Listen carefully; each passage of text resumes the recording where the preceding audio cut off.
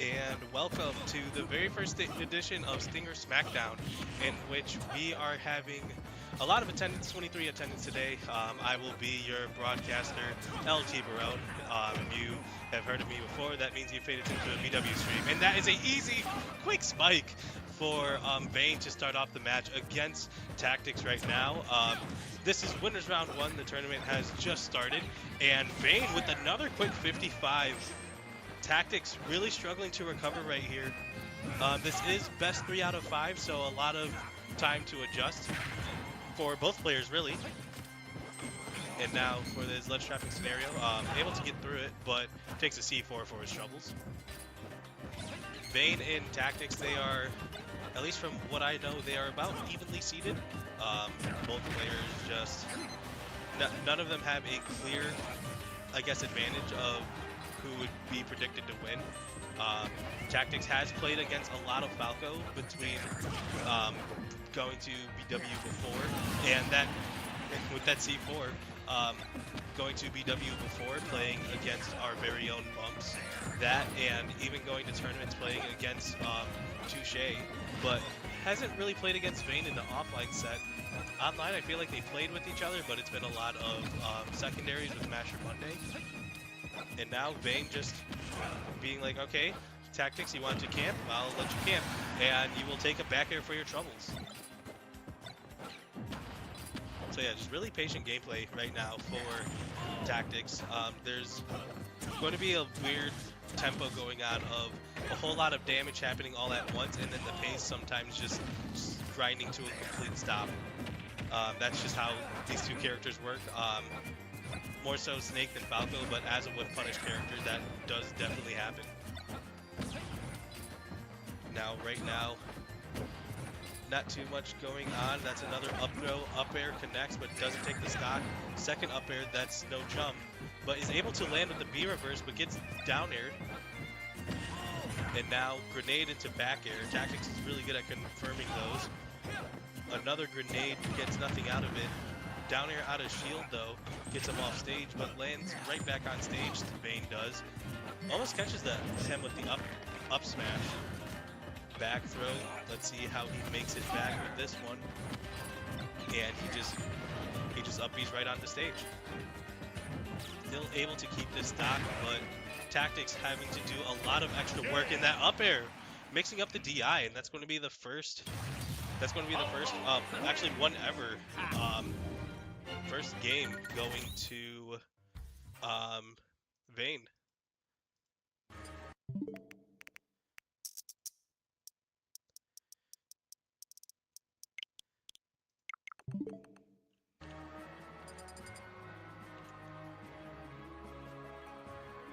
And now just going on to game number 2. Vayne just needs to make sure that he presses his advantage. And for Tactics, I don't know, he just has to make sure that he's playing his game and not playing Falco's, and just trying to make sure that he's the one controlling the tempo, not Vayne.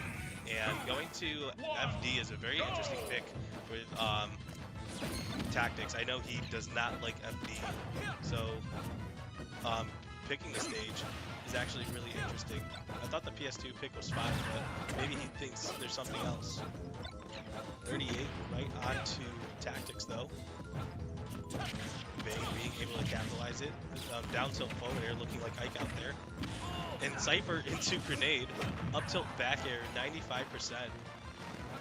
But he should be able to land cleanly. He sure does. And that dash attack connects. And then he gets thrown off stage again. Now the thing about FD that I know Tactics doesn't like is that once you're in disadvantage, you're kind of just stuck. And Snake is a good character in disadvantage, but when you're always in disadvantage, one way or another, it's going to slip, and you can only pull so many grenades before you're out of a combo. And now forward throw, just run up another forward throw, tries to up smash, but the reflector takes it back on him, and most of this 56% has been from Tactics only doing, or from his own machinery. What a grab, back throw, and does up smash, but gets hit by the up smash and then gets grabbed. Side B's right on top of the C4, but doesn't. But Tactics doesn't pop it. Now, both these characters, this is the tempo shift again, just like slowing down the tempo, and then that's a back air. And that was almost another one, just barely missed. That was an empty hop into up smash, which would have been really good. But yeah, right now it's a pretty cool. It's a pretty cool day in Maria, where we are hosting this tournament, where we usually have our game days. This is our very first edition of Stinger Smackdown, so if you guys like either the commentary or just the gameplay, or if you just want to go to more tournaments, make sure you check it out. It is bi-weekly, and that up smash catches Tactics once again, and it doesn't look like this game is going to go Tactics' way. Vayne just has all the momentum. It looks like a Falco with momentum right now, and that's a really hard character to beat, but that up tilt beats it out. And now the get up grenade is able to give Tactics some bit of life. And now Vayne getting that combo started. Good combo tree. He's now at 68. Forward throws. Tries to call him out with the laser. Back air. Just able to throw out multiple aerials. That is a missed input if I've ever seen one. And that is going to take game number 2, favoring Vayne. Got it, Jack.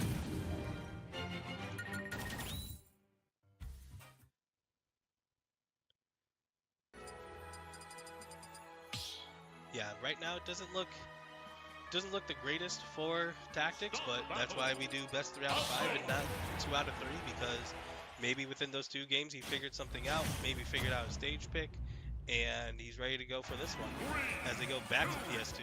1, go! And Tactics is really just slowing down the gameplay.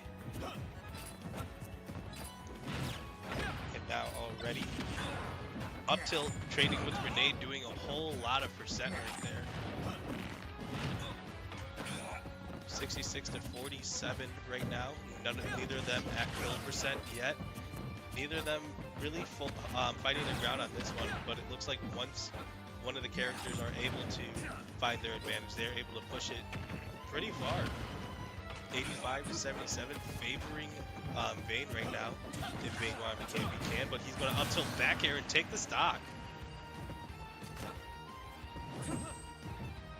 So now it is going to be up to Tactics to figure out how he is going to come back, not only down in this game, but down in the set. And just took a lot of that damage from his own doing, but doing the down throw read into up tilt. And now this game is doable all over again. Tactics just needs to play the game that makes him successful, which so far isn't. Well, it is this. It is more so of the campy style, more of the I am not going to approach, and that is going to be your problem to fix. Back throw as the up smash and C4 do not connect. Vayne stuck at ledge now. How is he able to get out of it? Grabs a grenade, then shields. Goes next to the other one and gets his up tilt parried. He's just being tossed from one corner to another. Vayne really struggling to get back on stage and have a consistent ground. Tries to roll past and is able to get back on stage. Now Tactics really pressuring that shield, but now stuck in a Falco combo. That up smash doesn't take it. Vayne trying to chase, but doesn't connect. But that back air does connect. Tactics potentially on his winner's last stock.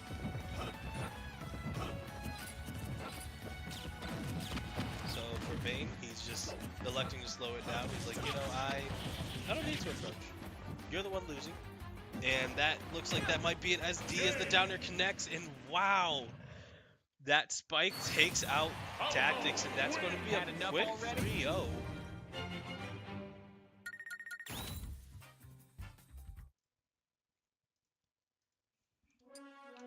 Favoring Vayne. Vayne really playing hot on that one, just keeping up the momentum and just rolling through.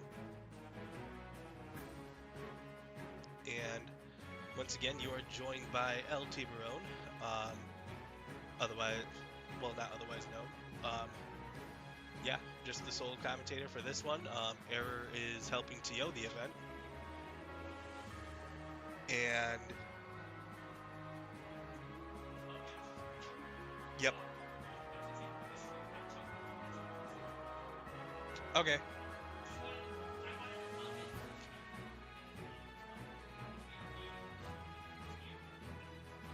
Okay. But yeah, we are trying to fix the stream quality right now. Apparently it's not as good as we want it to be, which is good. We should always try to strive to do better. But speaking of striving to do better, yeah, I really thought that was going to be closer, but didn't end up that way. Um, really surprised by that one, but Vayne really played solid just the whole way, not allowing Steven to play his game right now. I mean, not right now, but for the thing.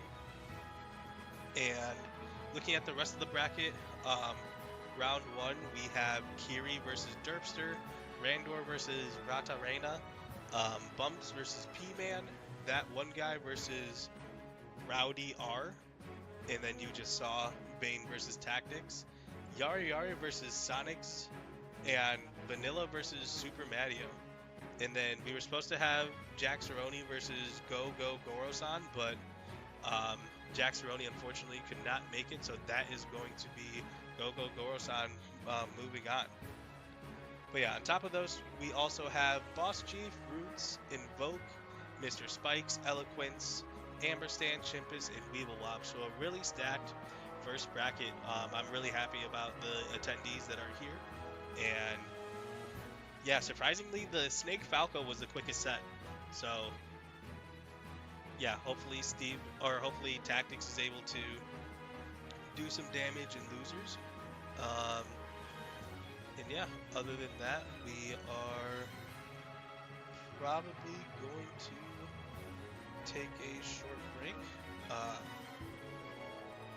Yeah, just throw up the tournament up here so you guys can get a live update until we get our next stream match. So yeah, we will be right back.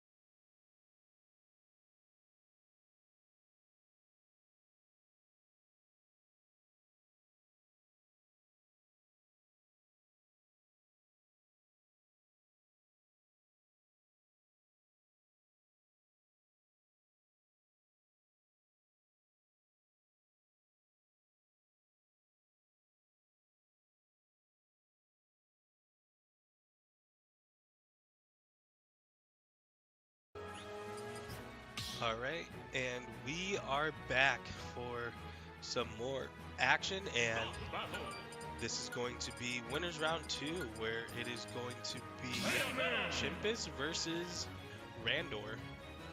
So 2 characters who, if you guys saw, won their round 1, or either that, or I think Chimpus had a bye, and yeah, so now they are going to get straight into the gameplay. So we're going to see Min Min Bayo. This is definitely a match that is on stream. And so the thing about this matchup is that it is going to come with who is better at disadvantage. Inherently, Bayonetta, I believe, is better at disadvantage, especially with bats within. And it also has a better advantage state to deal with Min Min. But with Min Min, if you never let your opponent go in, no matter what the matchup is, it makes life harder for the other character. And now about even percent right now, both of them at about 100-ish, well, exactly 105 versus 107. The down air missing and the up B missing the ledge as well. So that is going to be a SD favoring Chimpus right now. And then Randor just trying to answer immediately back, gets the forward throw and the Dragon Breath, and that's going to tie it back up 0-0, just like that. Great conversion. Now Randor gives a early 43, now 52. And Chimpus just trying to get back on stage to play his game. He's just kind of stuck right now. I don't remember if these two have played in their season yet. And I don't know what traded, but it worked in favor of Randor, and that is another stock taken. Randor with the lead. But Chimpus immediately firing back with a 51% combo. That's rookie numbers. I usually take 70 before I play the game. But just like that, 44, and Chimpus has to recover. There's Mega White on the field as well. The Dragon Arm connects and still has enough resources to make it back. Chimpus just barely. Witch Twist and the side B. Just being able to do damage. That up smash punishing Chimpus for hitting Randor's shield. And Randor, just like that, may be able to 2-stock. Not quite yet if it ends up like one. And that is going to be it. That's going to be a quick 2-stock favoring Randor.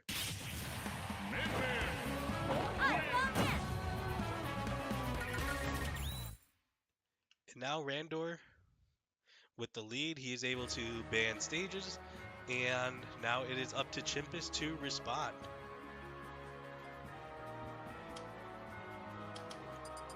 So they go to small battlefield, which is a good choice.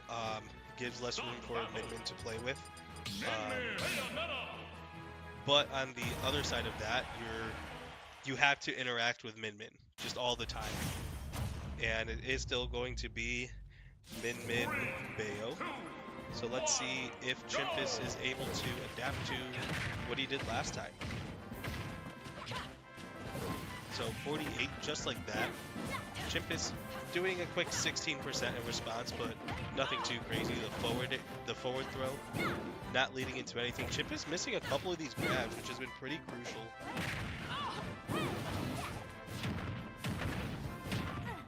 And now that is 72% on Randor, just Bayonetta advantage, able to just spurt out tons of damage. But for Randor, these arms are just able to pressure shields from so far away, and it's just completely safe. Like, oh, that's a nice shield you got there. It'd be a shame if somebody whittled it down from halfway across the stage. So then now Chimpus has to rely on a bit more movement, and Randor is just kind of calling him out for a couple of options, and it's been working. That Megawatt forward air, not able to take it. 79 to 135 though, and the ABK right onto the shield again, and that is going to be another up smash. Chimpus having to adjust, going for the forward smash, doesn't connect, gets the ABK but misses the rest of it just to convert from something else. 126 to 20 right now, getting the down tilt up smash. Yes, that is true. now Megawatt Nair into, that was Dragon Arm, another Megawatt.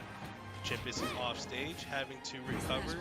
Going to Witch Choice didn't hit Randor hard, and that is going to take the stock. And that's a quick response, but not a full-fledged response, never mind. And that is going to be 2-1 favoring Randor right now. The game count is still 1-0 favoring Randor. Quick 43 just like that. And once again, both of these teams have played in, both of these teams are in the same division, in Black, I believe. And if they haven't played in Gleck, they might have played in Nace. So this matchup has probably happened before. Fell out of the forward air, so not able to take the stock, but 96%. Randor might be able to continue to ride off this momentum with this second chance on the stock. Chimpus not allowing him to, though. And this should be able to take it, and it sure does. Taking us back to Smash 4.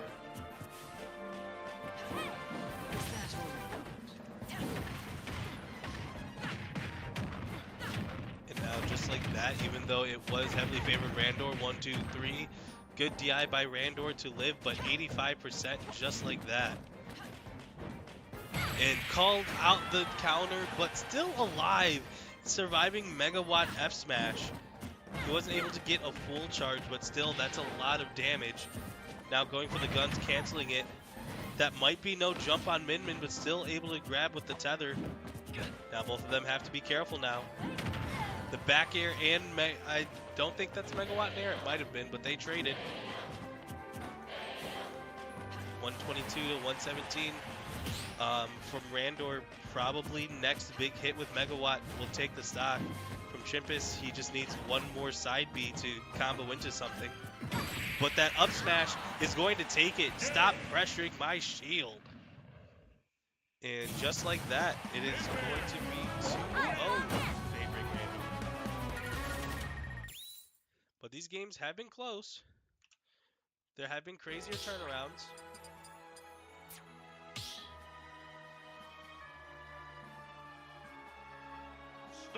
Looking at the rest of the bracket right now, Bumps 3-0'd P-Man. That one guy 3-0'd Rowdy BPG. Yari Yari 3-0'd Sonics. And Vanilla 3-0'd Super Manny. And Kiri and Derpster are stuck in a set right now, 25 minutes and still going. For everyone else in the winners, including these two, are Weeblebobs, who is still waiting for his opponent, Chimpus and Randor, as we see right now. Hammerstand and Bumps, which that one's probably going to be a good one. Eloquence versus that one guy that hasn't started yet. Mr. Spikes versus Vayne. Invoke versus Yari Yari, which also hasn't been started yet. Roots versus Vanilla, and finally Boss Chief 3-0 Goro Goro-san. Is that all you've got? And now the heel slide into up smash, converting. Chimpus looks like he's figuring something out, and starting with the small battlefield pick if he wants to reverse 3-0. 69% though, and Randor just kind of saying, no, I don't want you to go there, stop it. Yep, just keeps poking at him with his arms. Chimpus just having a bit of a harder time going in. He keeps tech rolling in, but great catch by Chimpus again. After the roll-in, being like, you know what, I'm just going to speed. And Randor both arms once again, and that is going to take it. So 2-2 on stocks. Chimpus does have the lead, but for Min Min, a lead does not mean too much if you don't take the stock. Forward throw to the first part of Dragon Arm once again, and just like that, 72. Without Randor being touched this stock, or without Randor being touched, never mind. Back air, now threatening to take it. That's another back air. Randor able to side B, and dash attack right before the F smash comes out. The Dragon Arm just immediate and just continual threat. And speaking of threat, that F smash taking the stock for Chimpus, and that is now a Chimpus lead, and he gets hit by the first part, and that is only 19, but gets the guns out for an extra bit of damage. Now for Chimpus, he has to try to ride this momentum. Calls out the Dragon Arm with the counter, and then 69, 77, just like that. Now he's not allowing Randor to breathe. The down air sends Randor off stage, and yet Chimpus was there right before he could get it, and that F smash takes it. That is going to be game number 3, favorite Chimpus. Don't make me beg. If you want to reverse 3-0, you got to start it now. And it looks like Chimpus might be up to do it. So now they are going to PS2. The tried and true. Bayonetta Min. Which on paper doesn't seem like the most fun of matchups, but the way that these players have been playing it, I'd say it's been pretty fun to at least commentate over. I'm not having a total snooze fest. And now Chimpus getting his usual combo going. With the uppers now, missing the forward air though, so 54%, but then back throw, getting nothing too much out of it. And then Chimpus once again just keeping Randor in disadvantage. And that F smash able to connect but not take the stock. 35 to 122, but now 62. Randor showing signs of life, wanting to even up not only these percents, but even take the lead on stocks.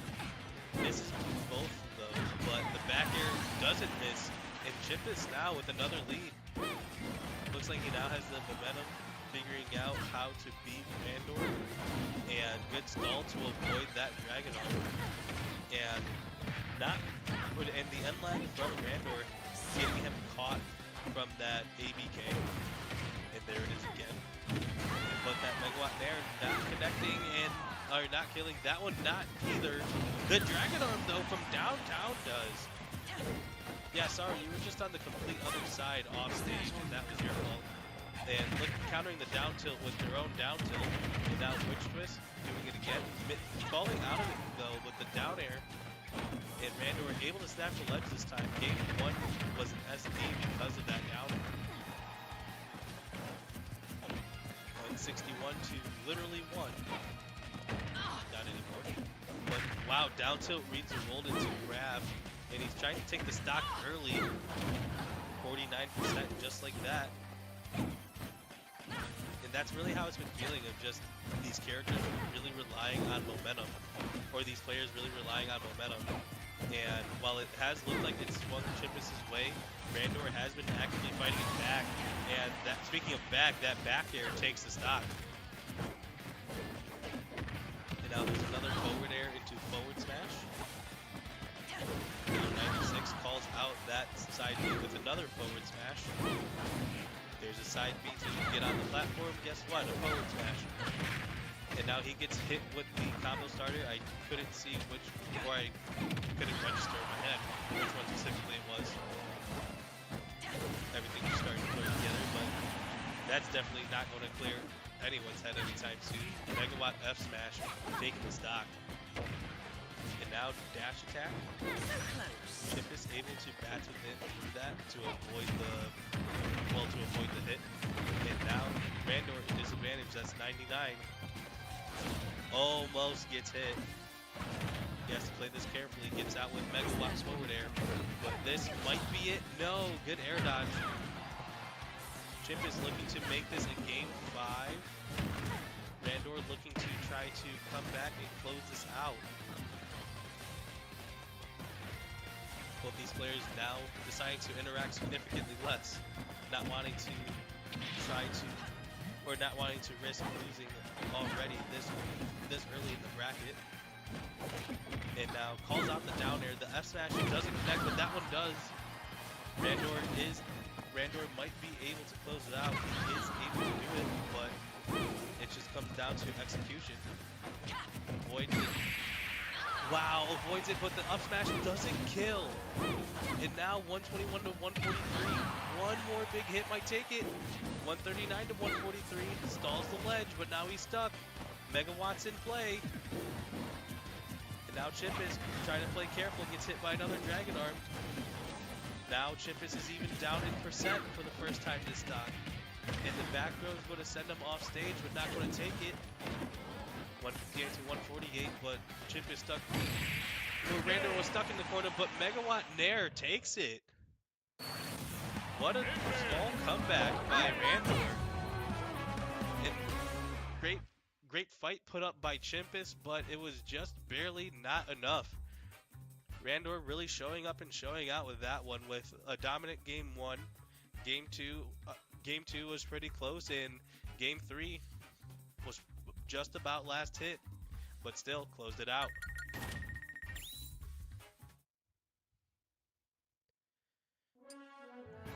And after a game 5 for round 1, just to update you guys in the bracket, round 1 is finally over. Kiri and Derpster went the distance with 5 games, and Derpster went all Incineroar, Kiri went all Mii Brawler, and Derpster was able to close it out, in which game 1 Derpster won, game 2 and game 3 Kiri won, so down 2-1, and Derpster was like, alright, I know what I gotta do, and clutched up. But yeah, this has been a great bracket so far. Amberstan played against Bumps in winners round 2, and Amberstan won 3-1. You saw the Chimpus and Randor set. Mr. Spikes versus Vayne. Mr. Spikes won 3-0. And we are still looking at Roots versus Vanilla, and Weeble versus Derpster, and then Eloquence versus that one guy. And it looks like we're going to have another one on stream right now, which is going to be Invoke versus Invoke versus Yari Yari.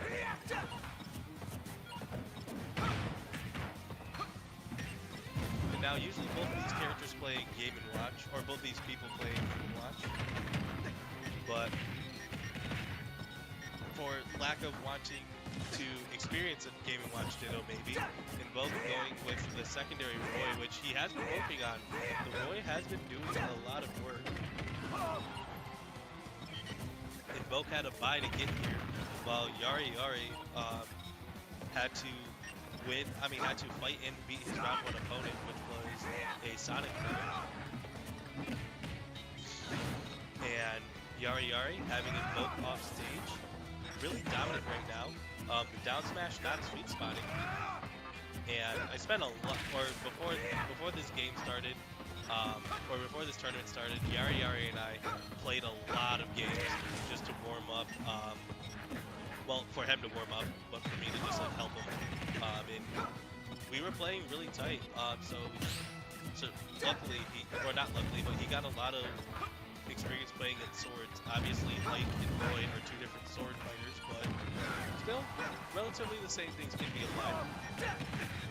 And now already 149 on Invoke. Invoke trying to get in on Game & Watch, which he probably knows is pretty hard to do. And gets hit by that Nair, and that is going to take the stock, first stock favoring Yari. And now Yari needs to get down because Invoke just decided to start swinging upwards. He is, and then gets Nair, misses the up air, but is able to get that dash attack, and Roy stuck in the corner. Nair into another one, 53%, just like that. How is Invoke going to get out with the back air?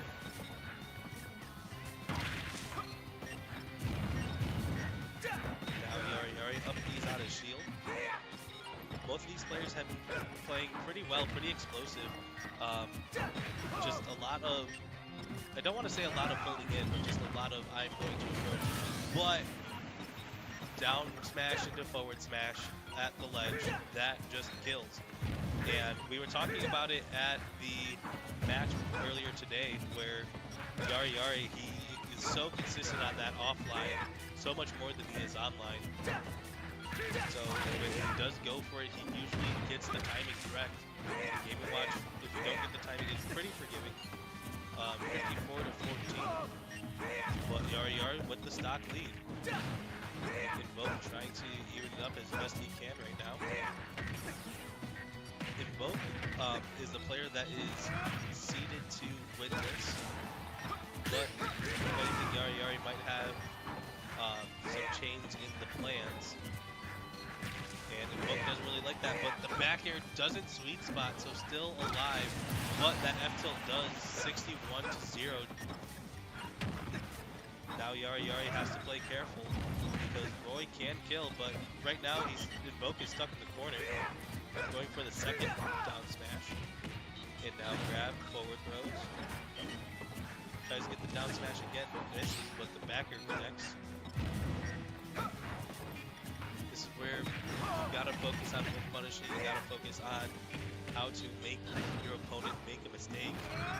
And that up B just barely missed. He wanted that up B kill, but that down air connects. Doesn't take it though. And Invoke still down, but he's not out yet. 33-42, just like that, climbing up. He has a second chance at life, and it's Roy with rage. Especially against a light character like Game & Watch, he might just die right here. And he does. What a comeback by Invoke. Not an option. Invoke able to turn that around from what looked like the jaws of defeat. Yari playing that really solid, but just got in disadvantage one too many times against Roy. Stop battle. Roy. Now both players looks like they are ready to go for another game. First one was a pretty hot one, so why stop now? 3, 2, 1, go!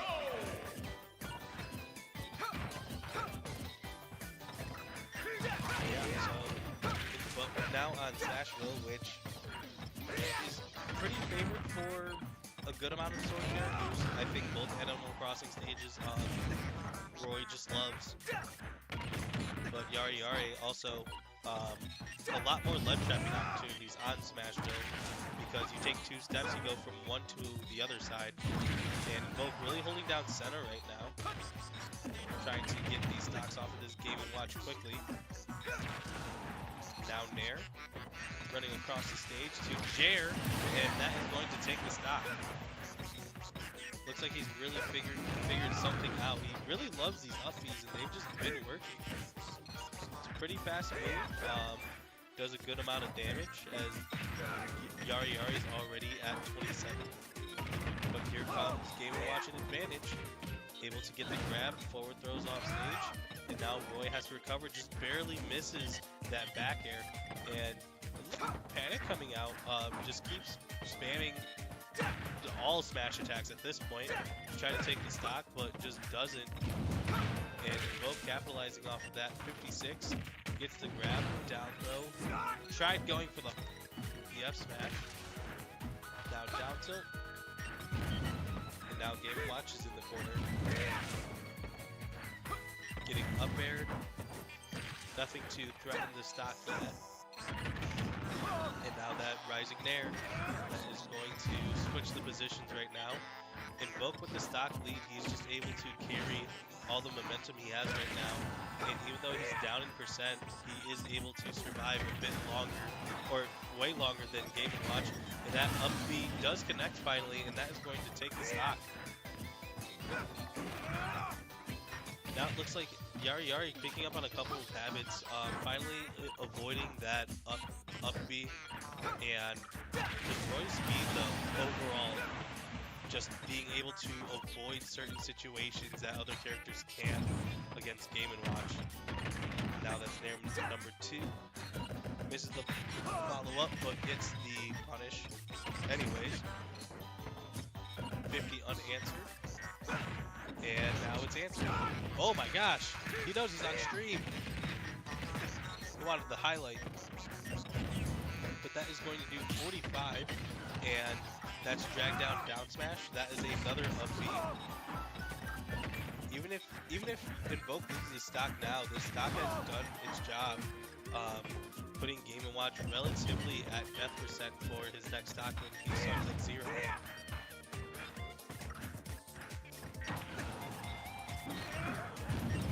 Now stuck at the ledge again, getting hit by forward air, but I don't think that's what Yari wanted, and he's going to take the punish for it. Not too, yep, pretty big of a punishment because he's still alive. And now gets a dash attack, 144, but he's still alive. And just that damage racking up slowly but surely, and that is also surely true. The Jer once again, and that is going to be a 2-stock favoring Invoke. Now just one more game. Or at least one more game. Stop the battle. Mr. Yari has to change something if he wants to stay in winners. He needs to fix something in quick. 3, 2, 1, go! Update you on the bracket. Roots beat Vanilla in winners 3-1. And Eloquence also beat that one guy 3-0. Weeblewobs playing Samus beat Derpster 3-0. So this is the last game of winners round 2. And then we, just like that, we would already be moving on to winner qualifiers. Or winner quarterfinals. And that was a quick stock by Yari to try to change his fate to not go down 3-0. And now Invoke charging the F smash didn't look like it was going to connect for a very long time, but it did, and that one hurt. And it might have also hurt Yari mentally, because now he's stuck in the Roy combo after the lead. After a lead that you should have had. So either way, trying to play through it. Chef getting punished with falling up air to back air, and now only 26, and calling out the dash attack with the weak hit F smash. Obviously he didn't want the weak hit, but it's neither here nor there. And now Yari slowly but surely bringing back the percent. Well, not slowly, but definitely surely. And now calling out the tomahawk with the down tilt, and it gets buried. And now just swinging out of it, gets hit by the bomb, still alive though. If it sent the other way, it definitely would have taken the stock.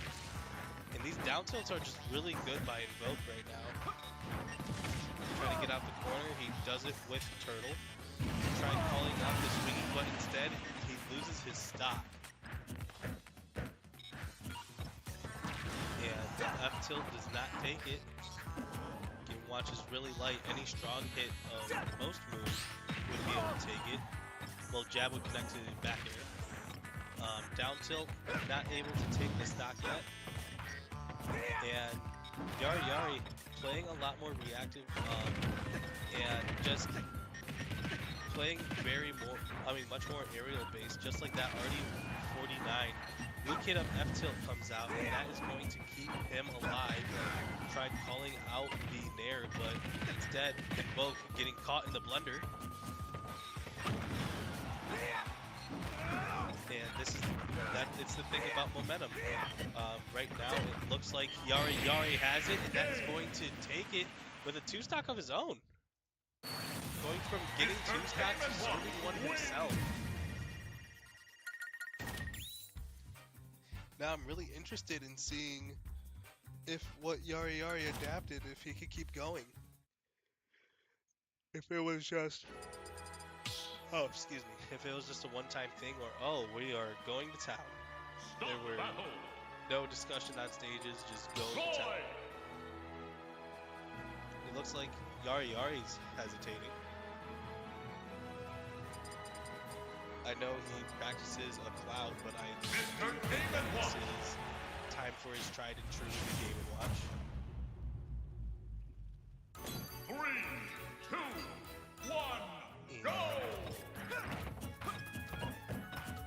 yeah, while this game is starting, just a live look at losers bracket right now. We have Gogo Gorosan versus Kiri. We have Vanilla versus Rata Reina. P-Man is waiting. Well, Gogo Gorosan just got 3-0'd by Kiri. And Invoke just took the first stock by only taking 3%. And Invoke, it was definitely an interesting pick of taking Roy to town. But if he thinks he's able to figure it out, then kudos to him. But yeah, only 3% total right now. Well, now that I say that. But yeah, Yari just being back into a corner over and over again, especially against these Roy aerials. I guess a vertical corner, because he just keeps getting caught above Roy. And now trying to build up more momentum. Yari gets hit and gets his roll called out from all the way from yesterday, and he loses his stock right there. 80 on his first stock versus 0 on the last. What is Yari going to do in response? He takes a 20, but looks like this is all invoked. The back air connects. Tried for another F smash, just swinging, not wildly, but swinging just predictably, and it's been working most of the time. And that down smash connects though. Yari, if you remember, last Flex season, he had a 3-stock comeback against Mount Union. Maybe he's able to reach down there and just tap into that. But right now, Invoke looks like he just has all the momentum. Jab, forward air is going to take it. And that is going to be 3-0. Or 3-1, favoring Invoke.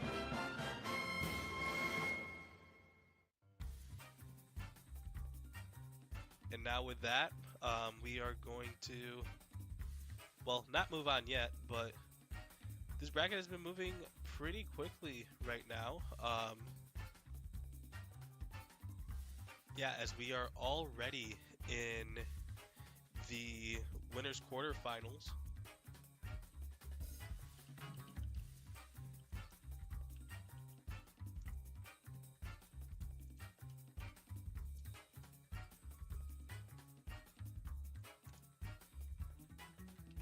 As you guys see me typing it on the top of the screen. Oh well, you guys don't. You guys see me instead. But yeah, as we are in winter quarterfinals, the people that are in right now are Weeblewobs, Amberstand, Mr. Spikes, Roots, Boss Jeef, Invoke, Eloquence, and Randor. All these players have been playing pretty well right now. Some of them haven't been on stream, but either way does not take away how good they've been playing. And just getting a look at losers bracket right now. Kiri moved on, eliminating Gogo Gorosan. Vanilla and Rata Reina are still playing. Loser of N, so Yari is going to have to play against P-Man. Vane 3-0'd Rowdy BPG. That one guy in Tactics are in a match right now. Bumps beats Sonics 3-0. And then Chimpus and Super Mario are playing against each other, and Derpster had a bye. So yeah, bracket moving along pretty smoothly, as it looks like there's somebody preparing for stream. And yeah, if they keep rolling, we'll keep rolling along with them. And it looks like they're just deciding stages right now. But yeah, hopefully you guys have been enjoying this tournament just as much as I have. I love talking to you. I love talking to the people, and if this is another reason to, then by all means, I'll take it.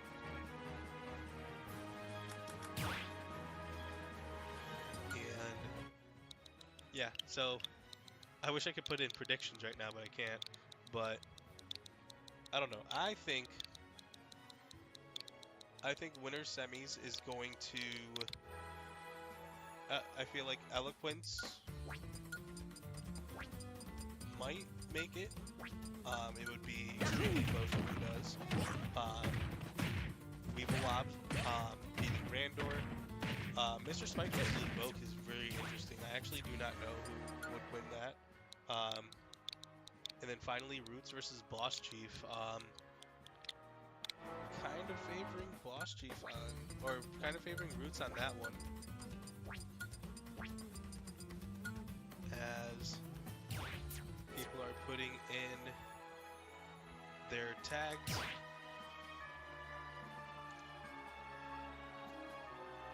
I am going to check really quickly to see who these people are, and after I do, we will be right back for more Smash Ultimate coverage here for Stinger's Smackdown.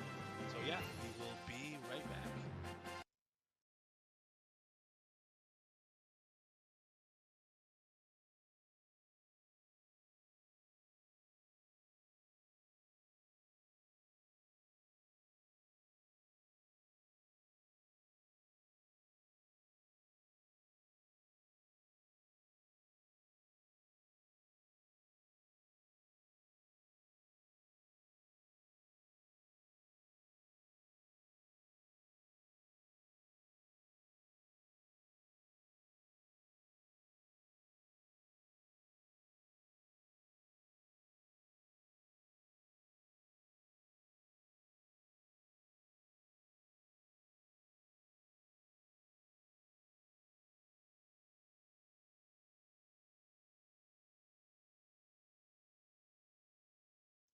And we are back, and that stock is gone.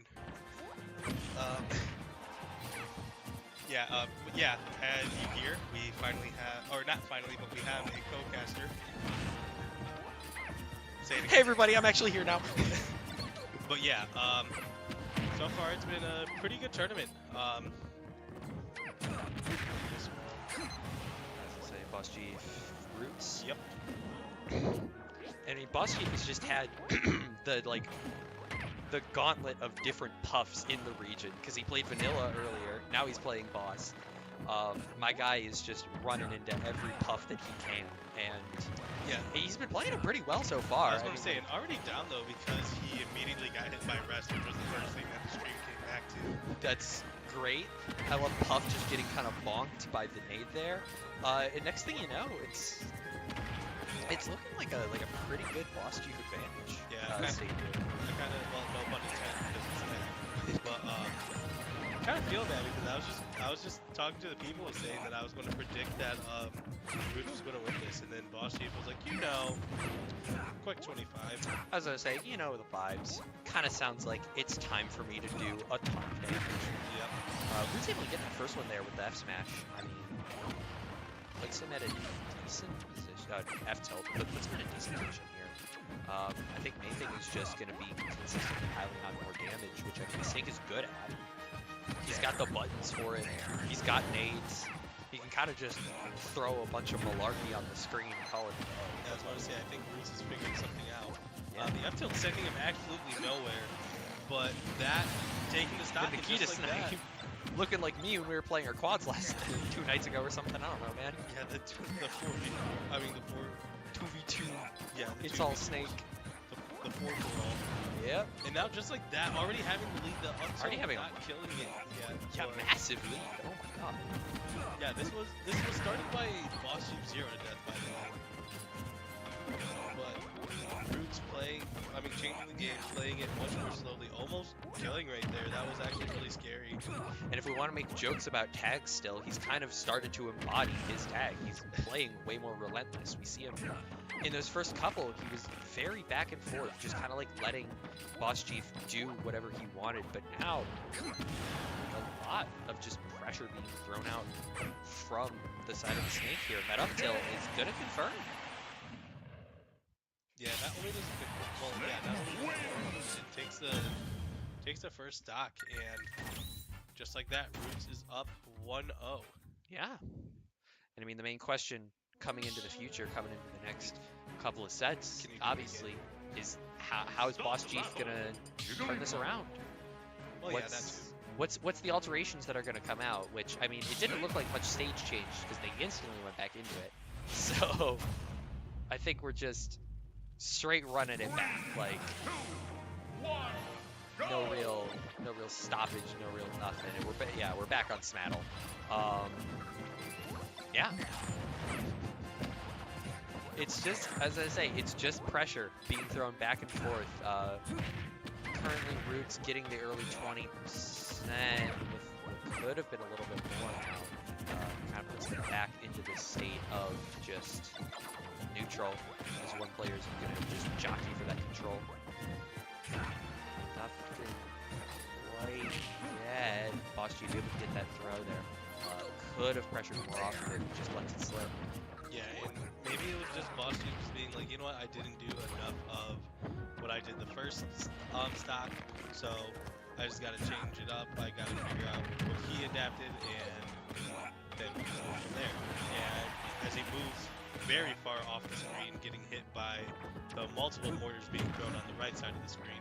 I was going to say, my man turned up and just decided, hey, it's time for me to throw the entire artillery budget at you. But a little bit of gift. A little bit of a first stock taken by Butler. There's the response. Yep, just immediate. We're back into it. And we're back. And the response is like day. Yep. First game. Nope. I have skipped for too many games. Yeah. But still, this neutral state here from both Boss Chief and Roots, like, actually doing very good. That was almost an insane setup. That was the new combo I almost saw. I was gonna say, it's almost the Super Mario The Super special. Mario effect. The Super Mario special. Why is this true? I don't know. It just kind of is, man. But that's kind of what we're seeing here. We're seeing a lot of both these players just kind of vying for that control, vying for some sort of leg up in the competition. And what it's looking like right now is nobody's really getting that consistently. Obviously, Roots is up not only in the game, but in the stock. But like, we're seeing neutral flip back and forth very consistently, and it's kind of just about who can get the better instant punish. And it's been Roots more consistently than it hasn't been. Yeah, it's been more so. Boss Chief and Roots have won. Well, I feel like Roots has been winning more interactions in neutral, but even in advantage, I feel like it's been favoring Roots, even though that is supposed to be the Jigglypuff thing, as it looks like it might be something here, using the Nikita to protect himself from the landing. He gets hit from the dash attack though, still just rising in the air. He's really going high, really trying to play in the one space that Puff really can't entertain, and it is that super high up area. And now we're gonna see that wall. It's just coming out. It's just up smashes, baby. Yeah, still, oops, all up smashes. Oops, all mortar strikes.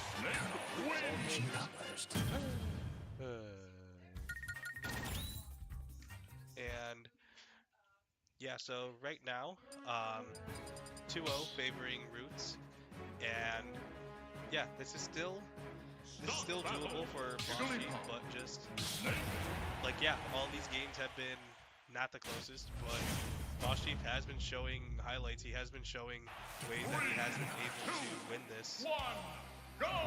I mean, the starts have always looked really good for Boss, I'm gonna be honest. Like, every opening that we've seen, it's felt very good, especially that first game. Sorry, I didn't mean to punch my mic. No, you're chilling. As I say, the first game looked really good. The second and third game now, it's been a little bit slower than it has been off that rip. But we've seen him get, at least what's felt like almost every time, that early stock lead, or that early percent. The issue is just it hasn't always translated into that early stock lead. Yeah, it hasn't been able to close out the stocks as consistently that Roots has. Yeah, And there's the back air, so I mean, that is Puff's. That is Puff's one of, like, I feel like one of his killing moves or something. Yeah, Yeah. like, it's one of his few, but it's one of his best. There, the double drill, fair, into another. we called out the jump, but still Roots able to make it. It's hit by an up tilt. Yeah. Still, 90 to 59 is not too bad for Snake. There would just need to be a stock like probably. Wow, Roots is going for a lot of things that maybe either accidentally or purposely, but He's doing, He's dude. doing them. I was gonna say the output is happening no matter what. We're seeing a lot of that just things still come out. Yeah, And- and go. I was gonna say it's proving to be very viable because even though these things look like nonsense, they look like stuff that should not happen, that should not work together. Roots is winning in this game so far. In this individual game, well, in this set, he's winning so far. In this individual game, that tech saves Boss Chief, but only for a momentary second. And now he's down to what could be his last stock of this winner's bracket. Yeah, and it's just over and over again. Kind of like, oh my god. Fair spike, I guess, bro.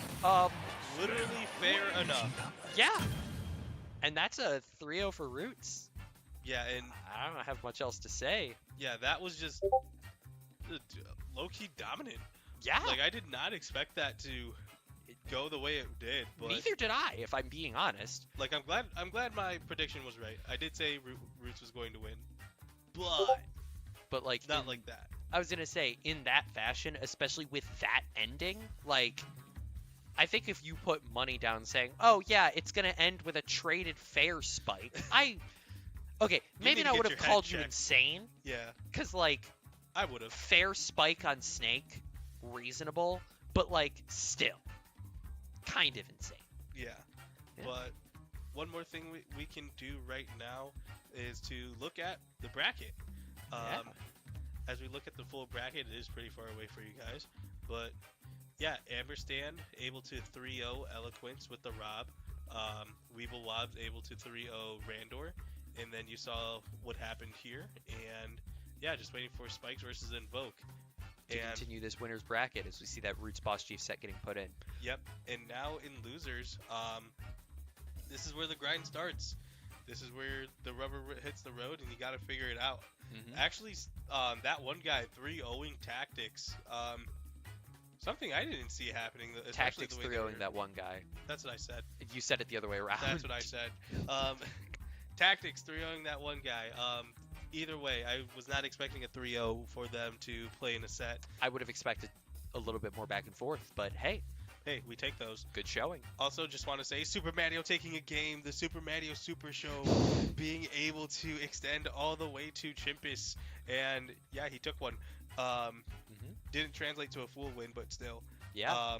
Kiri and Vanilla playing against each other, while Vanilla eliminated Rata Reina. Yari and P-Man kind of in a lock right now against each other. As I say, 13-minute set. That one's been going for a little bit of a second, so I would expect actually some back and forth. Should be interesting to see who ends up coming out on top because they got to face Vayne next. And I mean, Vayne's a good player. Like, yeah, Vayne is playing pretty well. I would say, my man can put the numbers up. He is able to get there for a reason. 3-0ing Tactics, obviously following 0-3 to Mr. Spikes, but still, It's Mr. Spikes. yeah, staying still like on that call, staying there for a reason. As it looks like we may have a bit of time before that next stream setup comes in, as it looks like we've got some names getting thrown in. Yeah, it looks like they're just running it right back in. We'll have to see exactly who comes up on the setups, whoever it may be.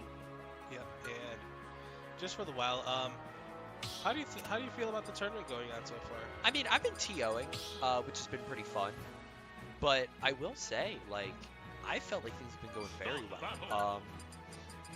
Obviously, I'm a little biased because this is our tournament, so Yes, sir. I'm inclined to say good things.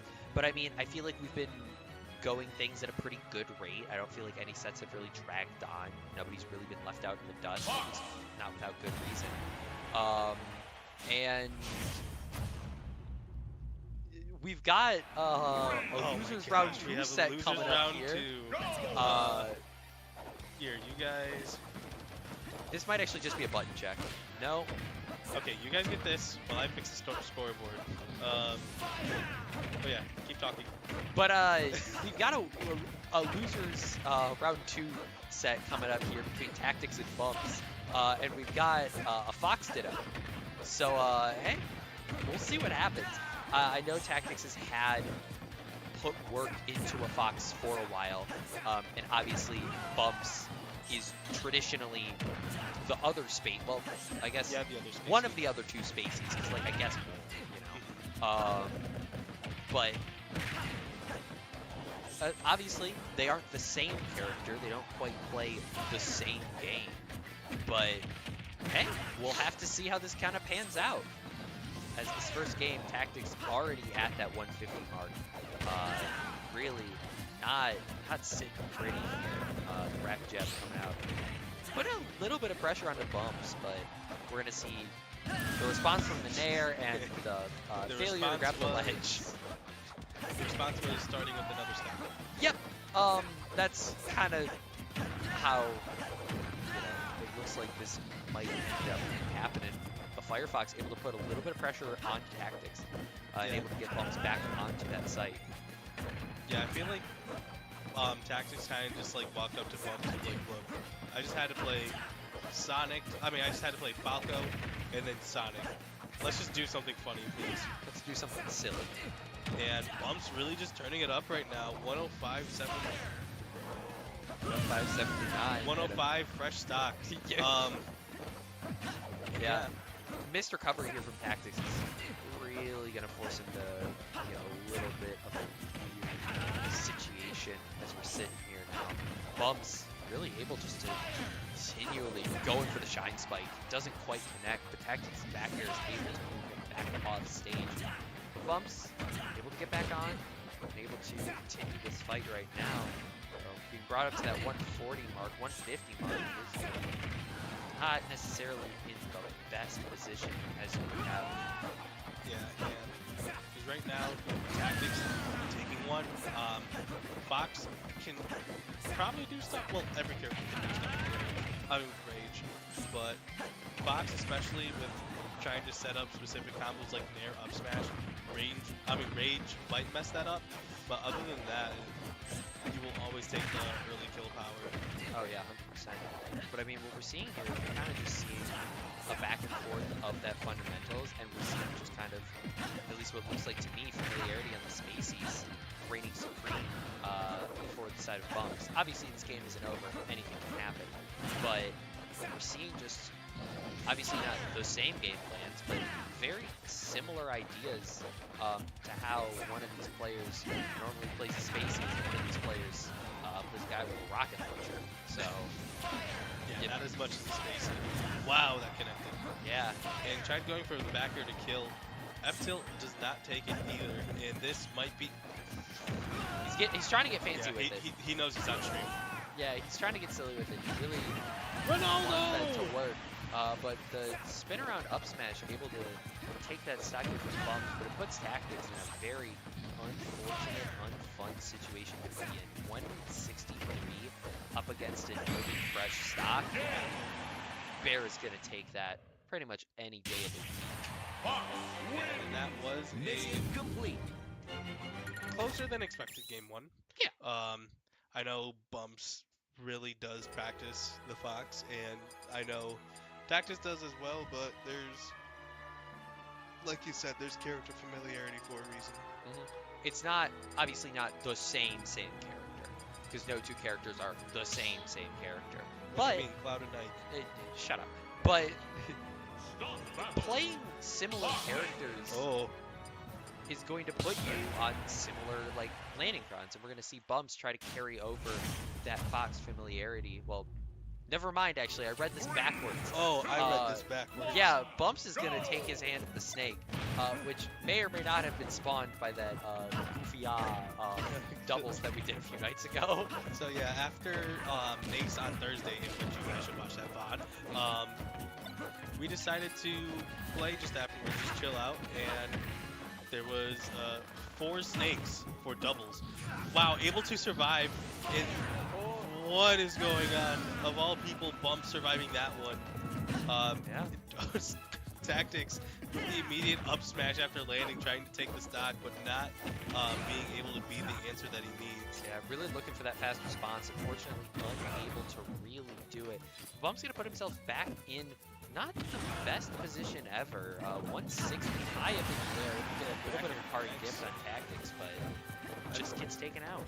I think it's so funny because this matchup, the first time I started playing with Steven was this matchup with my crusty Fox versus his, I'll say untrained Snake. And it was just, I felt that this matchup just felt unwinnable as Fox. Like, what do? I combo you with my not true combo. Oops, there's a grenade. Hello? Maybe a fat finger. Maybe hoping to pull him Whoa! off stage. Oh, and Bumps trying to get silly with it, trying to pull some fancy stuff there. Fortunately, it's not gonna connect for him. His tactics is able to get a little bit more percentage piled on, but Bumps looking like he's just playing kind of the setup a little bit smoother. Whiff on that F tilt really could have piled on that damage. Really could have done something great, but it's gonna put him back into this situation, back and forth. Tactics with that down smash, catching him off stage, and it's gonna be back to a last stock situation. Yeah, and right now Firefox able to get around the grenade, but just gets grabbed and thrown back on stage, or off stage. Yeah, gets him put back into the position he was just in. Able to get a little bit more percent roll in here. I don't know, maybe trying to bring out some sort of option to jump, but not quite gonna connect. Bumps is able to get out of it. Gets caught in the double drill. Tactics going for the third. He's not gonna catch. You heard about the DeWalt. Really went for it. Not enough. Bumps able to get another response here. But Tactics back off stage, and if that fourth hit of the fair connect, that might have been enough. But able to catch the two frame, able to get a couple more bombs out, able to get a little bit more pressure as things may happen. Both players over 100%. And now it's really just looking for that strong hit. Yeah, any strong hit, just like that one, Just like that up would air. take it. And now we have 1-1 We have a tied game. Mission with the complete. weirdest score that I mean, with the weirdest It's idea it's between certainly these a two lineup of characters Yeah. coming out from both of these players. It's like watching Light versus Apollo Kage, and they go, you know what? Reverse mains. Yeah. Not even. I mean, yeah. No, it's it like would be Apollo Tilde Kage. versus Apollo Kage, and then being like, you know what? Reverse mains and Tactics sticking with the Fox, but now we have a Kirby. We have the Bumps Kirby coming out here, which I mean, we've seen do work. This is a legit counter pick. This is a bad matchup for Fox, especially on Battlefield. Yeah. You play around those tri-flats, but Kirby with that low profile Uh-oh. down tilt. How good is his mat? It is not good enough. Kirby with the instant pop-up, able to get the first stock here. That down tilt doing work, putting numbers in really. Yeah, and yeah, like you were saying, Bumps Kirby can do work. It is good. 'Cause right now it is. Oh my gosh, it is getting up air. And that gets a kill. The little cousin. Yep. I saw Tactics mind going like, yeah, he's not gonna commit to this. I'm just gonna hit him with an up smash after he's done, And it'll all be fine. yeah, he's gonna let go right here. And And that's a hot 3 stock coming out from Bumps here, putting Tactics down to what could be his last game of this tournament. yeah, what a set this is. It's certainly been a set. I will not kid you. This has been one of the sets of all time. I wonder if Tactics is going to switch to Snake because he's down 2-1. I was gonna say, I feel like you have to. No? Yeah. Battle. You're at the end. No, we're Nope, gonna. going back to the one that. I mean, it is the one that we won. Yep. You know, respectfully. I just wonder if that more than one set of Snake and Bumps is gonna end up providing to be an issue. Wow. Yeah. Say, grenade pull out here, the lay down into the nade. It's gonna catch both of them, but it still puts both of them with a little bit more of that percent. So you're gonna be seeing a lot of that gameplay coming out here from Bumps. It obviously isn't a practiced Snake. However, do you mean? His snake well, his snake is getting cooked. However, the most important thing about it, it does some damage. Yeah, it does Certainly damage. does. It's doing the buttons.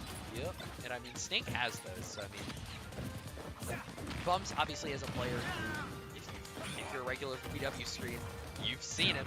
He knows what he's doing. He's got a very good game plan for his home character. So I wonder how that is really gonna, turn over here. That Nikita really putting Tactics out into a weird position in the forward throw. He is going to take it. Tactics just he's going for those up smashes. He really wants to hit. Yeah, he's sure. Wow, I don't even know what the first move was, but it comboed to up tilt, and now Bumps just Got put into a corner. yeah, just being put in the corner. Has to rely on Nikita, but gets the tech instead, and that is Fox up being backwards, so that is not going to make it. It's not going to be enough. Tactics really, he is efficient for those up smash kills, man. He wants it. He's like, I'm not going to say that. Moving on. That is an F smash kill by Tactics. Yep. Looks like he's trying to do the shimmy, but failed. He's really trying to get movement through here. Really trying to get something started. He's trying to get something going. But it's not good for it. 81% already up against the Snake. Could end up getting something. Could end up putting something. But as we were talking about earlier, the issue with Fox Rage, it's really just that it makes a lot of your combo routes not as optimal. It makes them very hard to pull. And that deep Firefox is still going to be able to get back on stage and is able to put something together. The jab block into an up smash. And now 89-114. Bumps gets grabbed. He tried going for the Firefox to destroy the Nikita, but missed. Yeah, it didn't quite connect it the way that he would have liked. The grenade spam from afar is going to get... What an option. It's going to give Bumps a little bit of percentage. The not snap actually into the dare might have been a better option than whatever he was planning on doing off the stage grab. That could put Tactics in a very precarious situation. The F smash there really going for something tricky. Yes, I do believe that would have hit from behind. Might have, but just not quite enough. And the Tactics Firefox going deep will not connect. I heard someone yell. I heard a lot of yapping and yammering over in the other room. Yep. But all that I'm seeing is a 3-1 here from Bumps taking the set. Bumps will be moving on in that loser's bracket if this was an actual set, which I think this was. I'm pretty sure it was. I don't think this was just a silly, goofy set. I think this was actually a set for the ages, set for the books. Yep, it is on the record books. It did. Certainly that. So yeah, I feel like once I update you on the next score, they're going to put us in another game. Oh, 100%. So I will read it instead. Yeah. Mr. Spikes and Invoke have been going at it for 25 minutes. Jesus. Vanilla had to play against Kiri in losers, and he won 3-1. So his reward is facing off against Eloquence in losers round 3. Yep. Yari's playing against Vayne. That one sounds like a pretty good set. That actually sounds pretty fun. Did that like just start? Or is that No, going? 15 minutes. Oh, never mind. Okay. Tactics versus Bumps. You saw. And then actually Chimpus versus Derpster. Derpster takes it 3-1 over Chimpus. Yeah. So yeah, really solid. Derpster, being the online grinder he is, just never stops playing. I mean, if you've been watching Genesis, man, the Incin against what do you call it? Incin versus Bayo. Incin Bayo, it looks doable. It looks Like, better than Pyromithra. For Mewtwo King specifically. Listen, M2K Lima, check the set, check the VOD. Like, he put numbers up. Didn't quite win, but he put numbers up. Yep.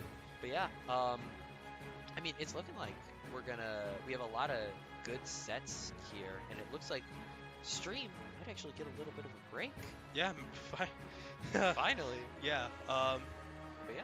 Yeah, it looks like there's nobody there yet, so we're gonna take a short break here. Yep. When it comes back, it might be the both of us. I might be back to TO, and I don't really know yet. We'll play it as it goes. It might be winner semis. It might be losers round 3 or losers round 4. Who knows? We'll figure it out. But either way, we will be right back. Yep. Keep your eyes peeled. And of course, Take it.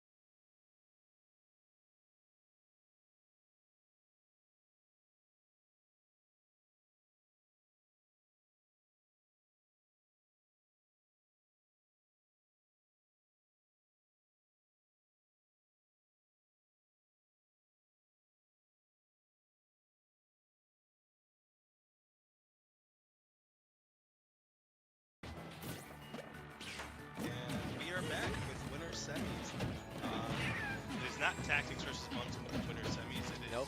It's Ampersand Weeblewobs. Yep. Which, hey, I'm excited to see the set. I think that's fine. Yeah, it looks close enough. If you really want to, I was gonna say, if you want to check, you can check the that is, I was gonna say that is not right. But this set right here, I'm expecting really good stuff. Both these players very high ranked in Neo, both these players very well performing players in Neo. And both these characters actually very like potent characters. So really it is any man's game as far as this set looks. And to kind of describe these two players, their paths to get over here. Weeblewobs, he had a bye. Then he played against a one-hot Nerfster, 3-0ing him with a Samus. And then Weeblewobs would play against Randor with only Yoshi.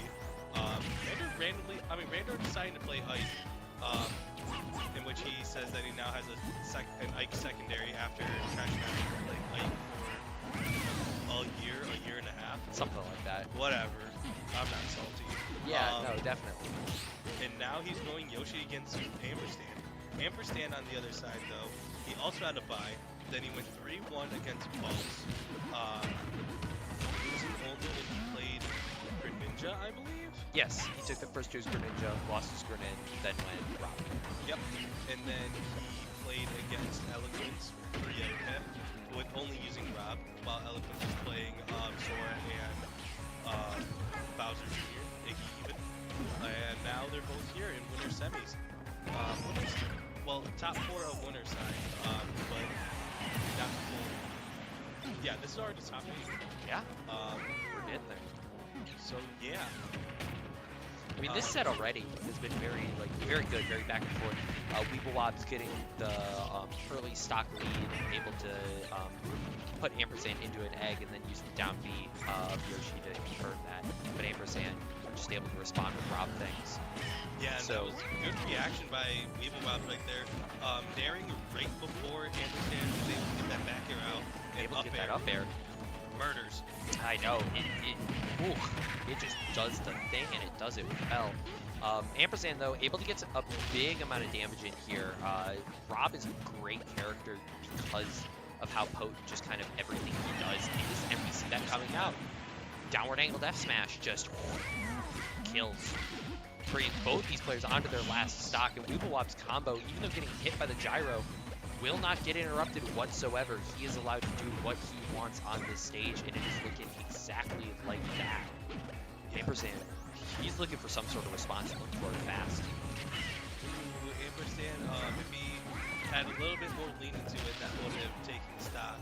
Yeah, if he was a little higher, I think that would have easily connected. It would have been a very potent, one of Rob's many 0-to-deaths. The gyro becoming Ampersand's enemy, being dropped by Weeblewobs. Yeah, gyro, the train.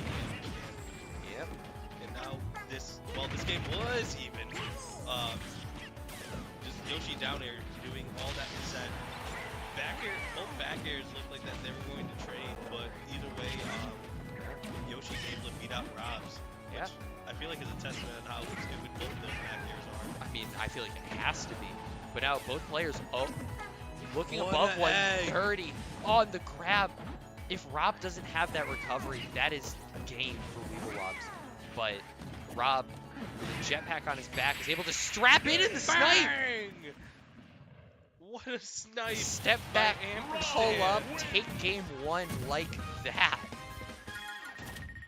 That's how you kick off a set right there. That's how Yeah. you kick off top 8. Yeah, just being down, working as much as you can, back throwing your opponent, being like, yeah, you'll be right there, and just calling your own shot with that one. Immediately running it back too, which just seems like the Neo style in this tournament. Just bring it back, you know? 3, 2, Which, I mean, a little bit of a color swap, I think, from Weeblewobs. Yeah. But, like, beyond that, this is just running it back. Same set, same style, both these players ready to rumble. And that is exactly what we are seeing coming out in the early game. Both players trying to use their area superiority to win out, but only one man can be commander of the skies. And right now, that title still looks to be very contested. Yeah, still yet to be confirmed right now, but up till up air, not able to take it. The laser misses, Gyron misses as well. Great shield though, and Weeblewobs has been doing really good with these egg lays. Back air does not connect though. Yeah, he's been finding them incredibly consistently, getting him not only so much percentage, but great positioning too. It's just little bits of this matchup, but the fact that Rob to steal a gyro midair is insane. Yeah. But just little things that Rob has, that recovery, making it so that the kidnap egg lay just wasn't quite enough to confirm the stock and confirm that first game. Yeah, it wasn't like Weeblewobs just got rolled over or anything. He was actually winning the game until Ampersand started making that comeback with that almost 0 to death, and then following up with that snipe. Yeah, but Weeblewobs showing this offstage pressure not only in the sense of being able to follow, but also in that range department. Ampersand may have the laser, but Weeblewobs got that egg. He can throw it just the same way. A couple of those eggs really close to that confirmed, but we will return back to the main stage and just a pop-up bear taking Ampersand's first stock. In this game, although Weeble's at a very high percentage, really can go either way. The one stock really will not last, and I can almost guarantee you that. Yeah, Ampersand right now, he just needs to find. Okay. He just needs to find something that isn't right when I say it. But he just really needs to confirm this kill. 190, and Yoshi with rage is not a good thing to go against. This is Yoshi without a jump though, which is a good thing, which is a snipe. Yeah. See, another call out, this time not from the laser, but from the gyro. Laser coming just a little bit beforehand. Ampersand able to get a little bit of percentage. Could have kept Weevil off stage if he really wanted to commit for it, but we'll go for a little bit of a safer option, bringing it back into neutral. Now both these players, again, just looking for some sort of opening. Weevil with the double egg, able to bring Ampersand to a much higher percent. Looking for that up air confirmed. Won't quite find it. Could have been, but it will not end up being that. Ampersand able to really confirm off of that missed opportunity. A kill spark that doesn't quite confirm, but the back air brings it down. Ampersand now with the stock lead, able to bring it back. Yeah, the double spot down just well, just to be like, I'm just going to run out your invincibility, and Weeblewobs just continuing to be like, I will back air, and if you get hit, it is your fault. And Gyro gets hit, hits Ampersand. Ampersand at 8% that he needs to be careful for just about any of Yoshi's areas. Yeah, really anything that Yoshi decides to whip out. Like I said, pretty much anything Yoshi decides to whip out, any of his strong hits are really just going to confirm at this point. But another last stock situation, another potential here. Weeblewobs able to pile on some of that percent from the egg lay dare. It seems, I was going to say, it really looks like it's one of his favorite moves. He's been pulling it out live. It gets him a lot of value, so I can see why. But Ampersand able to crawl it back. Almost even percentages here, and Ampersand getting a little bit of a stock percentage, getting a little bit more of a lead, 80%. Another one of those snipes coming out. Not quite a confirm, but that might be the opportunity that Weeblewobs is looking for. Double Nair, egg does not connect, and gives Ampersand a stray hit as he looks for more. Weeblewobs trying to find something to grab, putting Ampersand out onto the side. With the parry into another right, but the down throw from Ampersand, but big damage. Weeblewobs will throw it right back. Yeah, and now it's up to both these players really, but Ampersand just trying to close this out because Weeblewobs, if he gets one, who knows where this momentum will go. Yeah, if he's able to get going, he will not let it stop. And Ampersand with the drop down up air is going to confirm a 2-0 lead for the side of the Rob. These games have been so close. Like 2-0 is such an understatement of how close these two players have been playing. It does not do this justice at all. And we're running it straight back onto PS2. I would assume same characters coming out, same everything. And it's just Weeblewobs, he knows he's right there. He's 1 inch away, but he just can't pull it through. This is the skin color that will get it done. This is the same skin as last game. This is the skin color that will get it done. Yeah. I thought it was a bit more clear last time. It might have been. I don't know. We both might be true, let's be honest here. Yeah. But anyways, 35 just like that, but yeah, both of these characters have insane output, but also great defensive options. Yeah, that's just really it. It's who can get and continue to be in that. And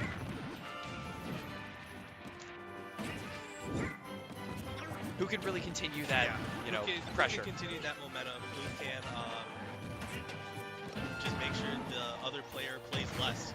And finally, Weeblewop calling out the low recovery by Ampersand. Yeah. I was gonna say, he's able to get that first stock, which is something that he's really looked for. Every time Ampersand able to bring it back just enough that he's able to really start his run with getting that stock. But Weeblewop's able to take this first now.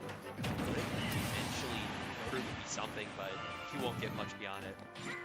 Yeah, just once again, Ampersand's playing really solid. And just continuing to make these games close, but yet still in favor. As Yoshi just armored through the Rob up air. He just got out of it. He missed that last strong hit, so Ampersand was able to get a little bit of percentage, but wasn't able to get what really matters from that up air, is those kills. Another one of those attempts at a parry into the F smash. Didn't quite connect. Both those just being a little bit too shy. And Weeblewop's with the double fair, bringing massive damage. Even the up smash too. Yeah, just not fair train across the stage. Yeah. And how here it is. It's not quite enough to kill, but it's putting Ampersand at not a fun position. 124 up against the Yoshi. He is at 100 though, and that turnaround able to put some good pressure. Even the up smash too keeps Weeblewops off the stage, and he's got enough to bring him back. The down B able to confirm it, just not quite the right read on that roll. Yeah, Weeblewop is really able to make his recovery and recover without jump so much that you might forget that he has a jump, and then right when the double jump comes, with Yoshi double jump, that thing can survive almost anything. It really is. Ampersand with the up throw is going to confirm, bringing Weeblewops to what could be his last stock in this upper bracket. But he's not going to go down without a fight. Refreshed, renewed, and even game, one-on-one, nearly even percentages. Ampersand is able to get this opening percentage lead. Pulling back, Gyro not quite getting as much as he would like. Weeblewops looking for something. He has not touched Ampersand yet, and Ampersand pushing that even further. Going for that bear, it won't connect near with the Gyro, and now it's Weeblewops' turn to dictate the percentage. Not gonna get a ton, turns us back to this neutral state, but Weeblewops with the Gyro, double jab, F smash, gets massive percentage, and these players are even. What a spike! It was too close to the stage, it wasn't enough. And now Ampersand given a second chance at life. This is what happened game 1 too. He was able to play this back. He was able to be given a little bit more, and the F smash is not enough to confirm, but it puts Weeblewops back into a position. Both these players whiffing what could be their best options. Down throw could have been big, but it won't quite connect. These players now throwing their options out. Weeblewops with the stage bounce up air. We got ourselves a game, ladies and gentlemen. It's officially back and forth. And now, how quickly do you think this game 4 is going to start? I'd be willing to bet it's just an instant run back. I was going to say 10 seconds. I don't think we get any time to really talk. It is just, we're in it. Yeah, and I told you that was going to be this kid to win it. I guess it was. But now, we need to see what that adaptations from both sides are going to be. Obviously, it was a scrappy ending to that last game, as all of these endings have been. Neither of these players really able to buy total control one way or the other. And what we're seeing now is almost the exact same start that we've come to expect. Weeblewops gets out to an early percentage lead, but the main thing is just how quickly will he be able to convert off of this, and how quickly is Ampersand able to start reeling back into this set. A trade of the Nair and the Fair is not quite going to confirm either way, but the double Nair off the Weeblewops going to put big damage and able to get that first stock. 32 on the dot for Weeblewops. Now he's got the percentage lead. Yeah, just continued pressure by Ampersand, having by Weeblewops over and over again. And it really feels like Ampersand's playing like a really old Cadillac. Like, it takes him a while to rev up and start, but right when he does, man, does that thing burn. I was going to say, it takes him a second to get up to speed, but once he's up to speed, he's rivaling everybody on the street currently. But Weeblewops, he just looks like, I don't know, for a comparison, reason. He looks like a charger. He's just going fast and he's taking it hard. But we see Ampersand starting to rev up. He's starting to get into that. Yep, it is. Kicked it right into third gear there. Able to take a little bit of stock. He's able to take that stock. And although they're even on stocks, the percentage tells a completely different story. Ampersand right at that percentage where everything starts becoming lethal, including that down B. Yeah, But Rob, the same thing with Midman. Anything combos into anything, and almost anything can end up as a 0 to death. Percentage doesn't matter against Rob if you don't take the stock. It's really about pressing that advantage, but getting that advantage to actually turn into a kill. And what's sitting right now is you're getting a lot of that percentage. We need to see those kills start to come out fast. Weebawob's sitting at that 75. Ampersand's been able to live over 100 for a long time, but he will know more. The back air from Weebawob's brings it back into this set, back into this game. Yeah, and Weebawob's, it looks like he figured something out. Going down 0-2, he's like, all right, wait a minute. At a brand new tournament, this is what's about to happen. I think I understand something. Let me turn up real fast, Yeah, you know. Let me get the engine rolling. I understand it now. Yeah, and what we're seeing is exactly the fruits of those labor. He's got a stock lead and is able to pile a little bit of percentage onto Ampersand. Obviously, nothing super lethal yet, but what we are seeing is exactly what needs to start happening if Ampersand wants to bring this back, which is getting those openings, getting them fast. The Nair not quite connecting. Weebawob's able to dodge out of it. Ampersand just trying to stick on him, trying to be like glue. Just won't be enough. The double jab F smash. It's been a favorite of Weebawob's. Hasn't killed, but it's gotten great damage and great positioning for the Yoshi. Yeah, and still, Weebawob's doing all this with the extra stock. He's up one. He has a lot of real estate to play with. And getting Ampersand well above 100. He would have loved a little more from that dare, but it won't quite connect, won't quite confirm. But that up air also won't. Keeps these players locked, even, back and forth as they look, as they wish.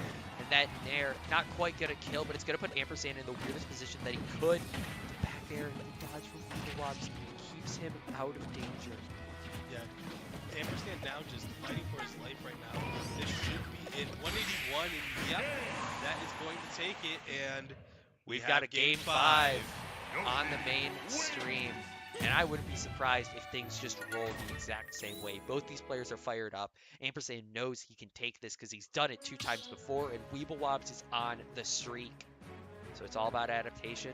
It's all about who brings what. And it's just going to stay the same. We're locking right back in. Same stuff. Same skins. Same stocks. 3-on-3. Looks like it's coming down to this. Yep, this is only semis. There's still winners, finals, and the rest of the tournament to go. There's so much still left on the line of these two players.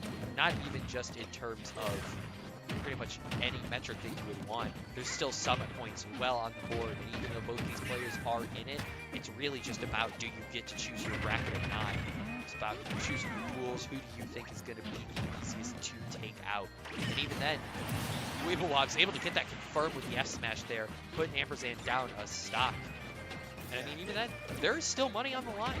Both these players can still go home with a hefty helping of winnings, if I will say myself. As somebody who is handling the money. I was going to say, as somebody who saw how much cash flow was coming through, we got ourselves a hefty pot, if I do say so. Yeah, really good overall attendance, but really good performance by both of these players. Down throw to up air is going to take it, and only 13% on that stock. And 2-2, this is a set. This is even. And just when I say that, up tilt back air, but then Rob does damage too. This is a game 5 that you would want. It is actually back and forth, and both these players, you can see how much they've adjusted. Neither one of them are trying to play that head-on car crash collision style. Ampersand now has slowed his gameplay down, and so is Weebawob's. We've seen a lot more of that egg coming out in these last 3 games compared to those first 2. And a little bit of that is just how much space he is being given. But another bit of that is how he is using those moves. Up air into the dare, egg not quite confirming, but it gives Rob what could have been a lot of movement. No confirms quite yet. That down smash, putting him in a weird position. And the fair spike puts Ampersand onto his last stock. again, it is 88 on this Yoshi. Ampersand can really do a lot of damage if he wants to. It's all about getting himself set up for that, and it's a read. Wow. It's last stock, It's game last- 5. Last stock, almost a stock reset, but Weeblewob's immediately trying to take advantage of the positioning that Ampersand is in. 55 just like that, grabs Gyro, and one has stage position and the other one's trying to fight to stay out of the corner. Weeblewobs with the percentage lead, and the double jab into the F smash. It's not going to confirm. Third time is not the charm, but the bear puts it far off. Ampersand now, Wow. the egg snipe closes out the game. Weeblewobs able to take a 3-2 reverse sweep just by running it back and running it, hitting rubber on the road and letting it ride. Yeah, and that was a game. that was crazy. That was a set, great dude. set. Oh my god. And that was winner's semis. I am so excited for the rest of what this tournament has to offer, because it has truly been a back and forth affair. Yeah, And that's what's next? That's what I'm saying. This might be a run back in Grands, or it could be even something crazier in Grands. Who As knows? right now, just looking at the updated bracket, we have some people eliminated, or more people eliminated. Derpster got eliminated by Mr. Spikes, who is now in losers, after losing to Invoke. Yeah. Boss Chief beating Bumps 3-0, so Bumps is now eliminated. Randor beating Yari 3-0 after going.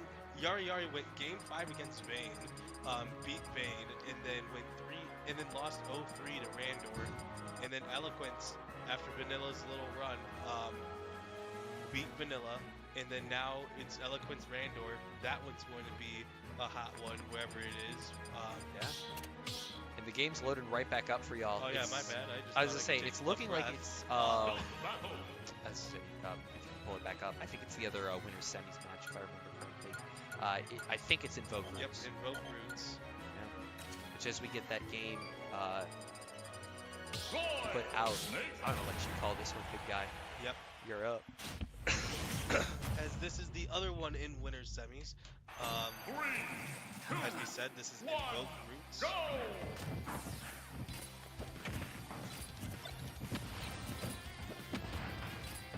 Both players getting here in a very good bracket.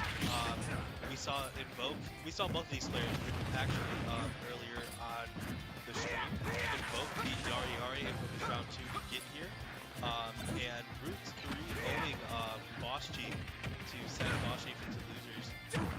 And whoever wins this is going to have to go against Weeblewobs in winner's final.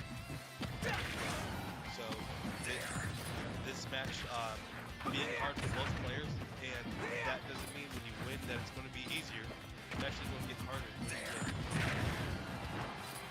And now Roots and Invoke, both players just playing very the style that their characters are. As that backer connects in, Invoke taking the stock. And now Roots just trying to run around, getting hit by multiple up airs. Backer doesn't connect. And just 2 up tilts by Roots trying to take the stock. A lot of pressure in that corner, and Invoke still able to live, but Roots trying to figure out how to take the stock. He's doing a great job for damage. And now that F smash getting the noodle hit, not killing. And now it's going to be forward throw, trying to tech chase with the down tilt. Now here goes Roots. I think that was Nikita hitting the both, or Grenade hitting the both of them. And just holding shield. Invoke being like, Roots being like, you know what, I'd rather deal with shield. I'd rather deal with the shield than taking any damage from Glory right now, as there is a down throw up tilt. And now this is Roots' last stock, and Invoke lost his first stock. But just as we saw, yes, every game matters, but you could be down 0-2. That doesn't mean it's over. And now Roots recovers high, just get hit over and over and over. 69% already on Roots. Both trying to press his advantage is definitely a character that will allow you to. Invoke actually running away to just reset the positioning, and then Roots use that time to blow up C4, be able to reset where it is, and tried calling out where Roots was going to end with that side B, kind of like that, but that F smash connects, and that is going to take it quick. Game 1 for Invoke. Roy wins. a fierce battle. But yeah, to kind of continue the trend of showing how these players got here, like we said for Invoke, he had a bye round 1. In round 2, he played Yari, beat him 3-1, and then played against Mr. Spike, same result, 3-1 win. Now playing against Roots, and then for Roots, he beat Vanilla in winners round 2, 3-1, then beat Brosty 3-0, and now he is here. And once again, the winner of this will play Weebleblots in winners finals, and the loser of this will go to loser semis.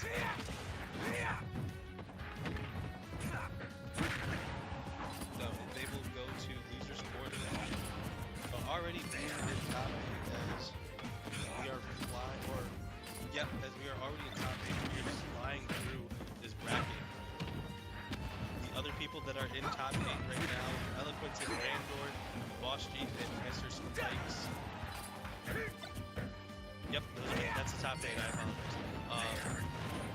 But yeah, Invoke, or Roots, even slowing the game down, throwing out more projectiles, not wanting to deal with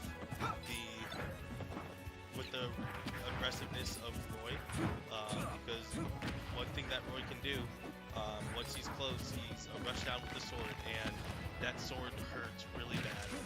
And that catching him with the C4, taking the stock and having his first lead in the set. And now 38% just like that. Invoke having to figure out a way to get in, because now Snake has a lead. He has no incentive to go in. Roots playing patient. And Invoke just taking his time, but like not overwhelming. Not allowing himself to be overwhelmed either. There's plenty of time on the clock, so it's not like he has to worry about a timeout either. And once again, 160 to 58. And that up air is going to take it. 79% on Invoke though, but it's not something that we haven't seen done before. Even by Invoke actually, as that forward air connects, the second one doesn't. That could have been really scary. The weak hit of the up air almost comboing into another one. 70 now hit, but then gets hit by the dash attack. He really wanted that F smash to come.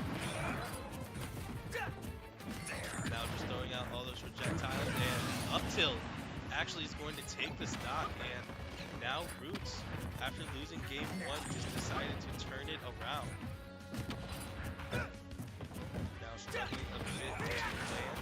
Finally is able to, and the side B should take it, and it does. Now it's 0-0, stock reset. It's like those first 2 stocks never happened. Up air, 41, 47, 58 to bomb, 67, and now C4 changing the tides of losing advantage to a disadvantage. But only for a bit really, or Roots winning winning neutral again. 83 to 68. But now Invoke has grenade into back air though. 106 to 80, spot dodge up till, and that takes the stock at 106. Roots really turning that around. And yeah, we got a series. All these players up here are really evenly matched, and they are throwing caution to the wind. As we get another run back, yeah, I don't see. Well, now they switch the stage up to PS2, but still, both these players definitely can win this. Like, I don't really know what else to say. Invoke is basically up a little bit of his gameplay when he decides to go in, which times he decides that a trade is worth it compared to just running away. And Roots is just finding all of the combo rests as he can right now. And now up smash doesn't connect, but that does, and that is going to take it.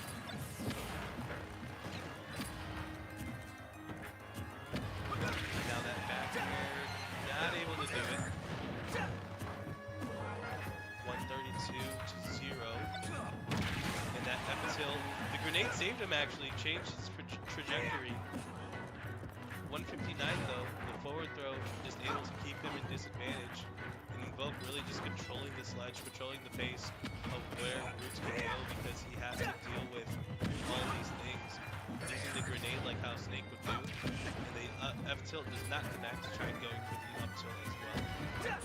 And now Roots' shield looks low, but it doesn't matter as that forward air takes a stop.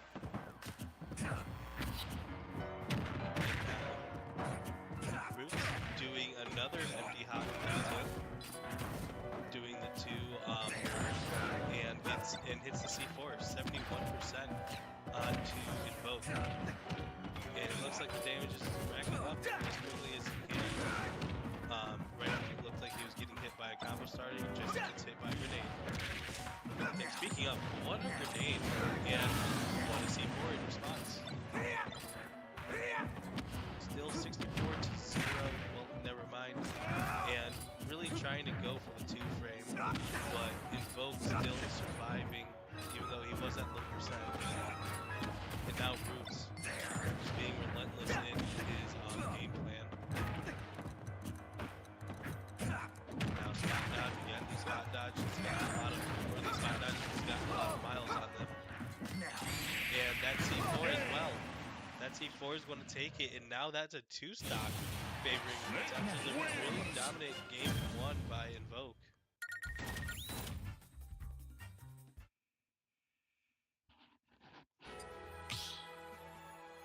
So it really looks like Roots has figured something out. He's figured out how Invoke is playing. As they run it back again. 3, 2, 1, go!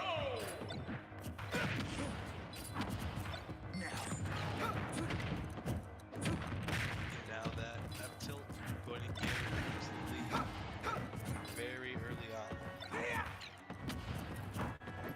And now the up air connection not doing too much more after that. Roots has been really good predicting the path of where Invoke goes, and just when it looks like that he's in disadvantage or that Invoke is in a safe place, he realizes he's under a C4, but just a bit too late. Now Roots grabs a grenade, throws it. Invoke grabs a grenade actually. And these weak hit up airs have really been, I feel like it's just been throwing off the tempo of Invoke, of like thinking that you're getting the strong hit and then sending in the weak hit. Those are back match wrong hits for the stock. And Invoke doing a little bit of dash dancing for the camera, maybe just trying to throw himself up. And Roots is already throwing out the whole artillery. And that dash back to F tilt, and now that is two stocks to 2. Now the double spot dodge. Nair into the F smash. Doesn't take it though, and then there's Nikita. Doesn't take it. And now here's Invoke pressing his advantage. And now getting hit. And there was a grenade on Invoke. And the C4 pops, and that is going to take it. Now it is 75 to 0. And Roots really turning around the situation. And now back air connects, does not take the stock. Forward air connects, but it's the weak hit, so should be able to live, and he does. And now this is Roy off stage. This is not good for Roy, especially in the corner against Snake. Just getting hit by anything. And now Roots trying to get out in front of him, and wow! The back air clanked with the up smash, or else that would have spelled doom for Invoke. Invoke needs to come up with something and quickly. 76% on him compared to a fresh snake stock. Now hits the down B for 15%. Dash attack doing probably about the same amount of damage. And now just multiple grenades coming up in Invoke's face for Roots' advantage. And now the dash attack. Once again, Invoke's something going to get out of it with being hit by a grenade. Avoids that C4 and that one as well. But does not avoid that grenade. Now once again, 56 to 1. 56 to Roots moving on.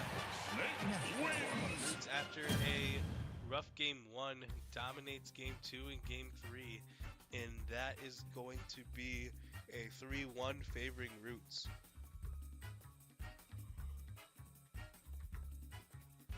I believe this is Roots' first loss, or first loss of a game on the day. No, he lost to Vanilla.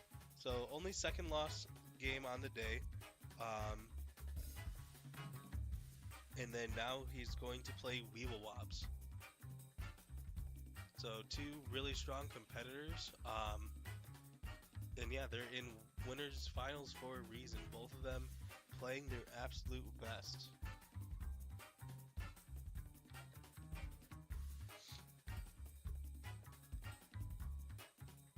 And yeah, I'm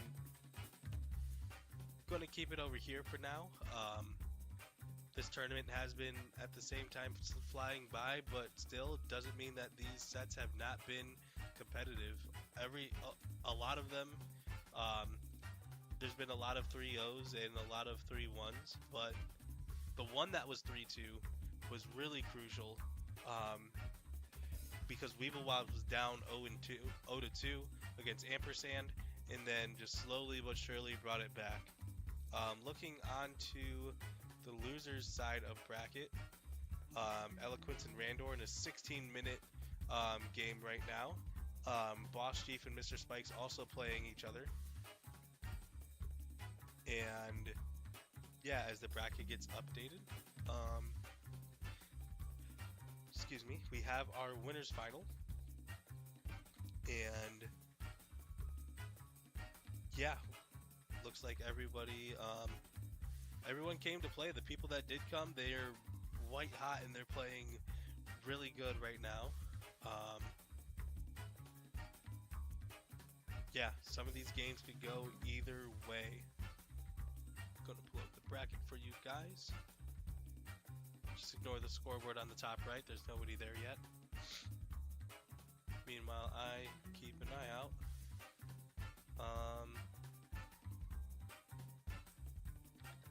Yeah, I'm going to say it. We are going to take a short break. When we get back, there's going to be more BW Esports and just esports in general for the Smash tournament for Stinger Smackdown. So I will be right back, and the scoreboard will be right here for you.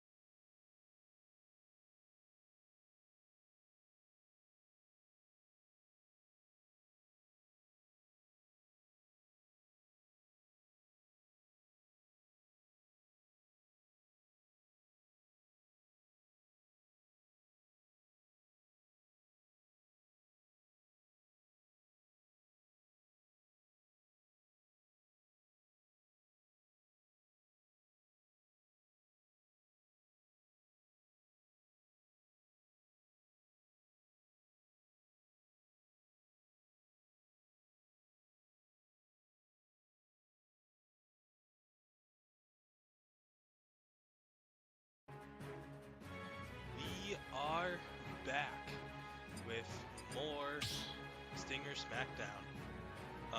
We are going to be moving on, as you guys can see the bracket. Eloquence moving on to losers quarters, beating Randall and Boston, unfortunately falling to Mr. Spikes.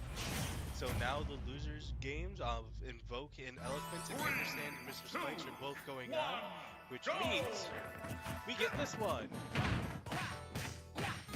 As I now hurriedly update the scoreboard.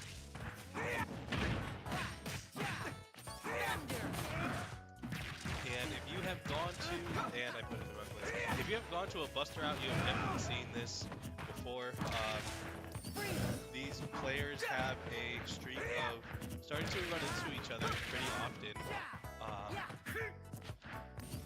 And from what I remember, it's usually back and forth. But yeah, both players are really solid as another Jair takes out the stock.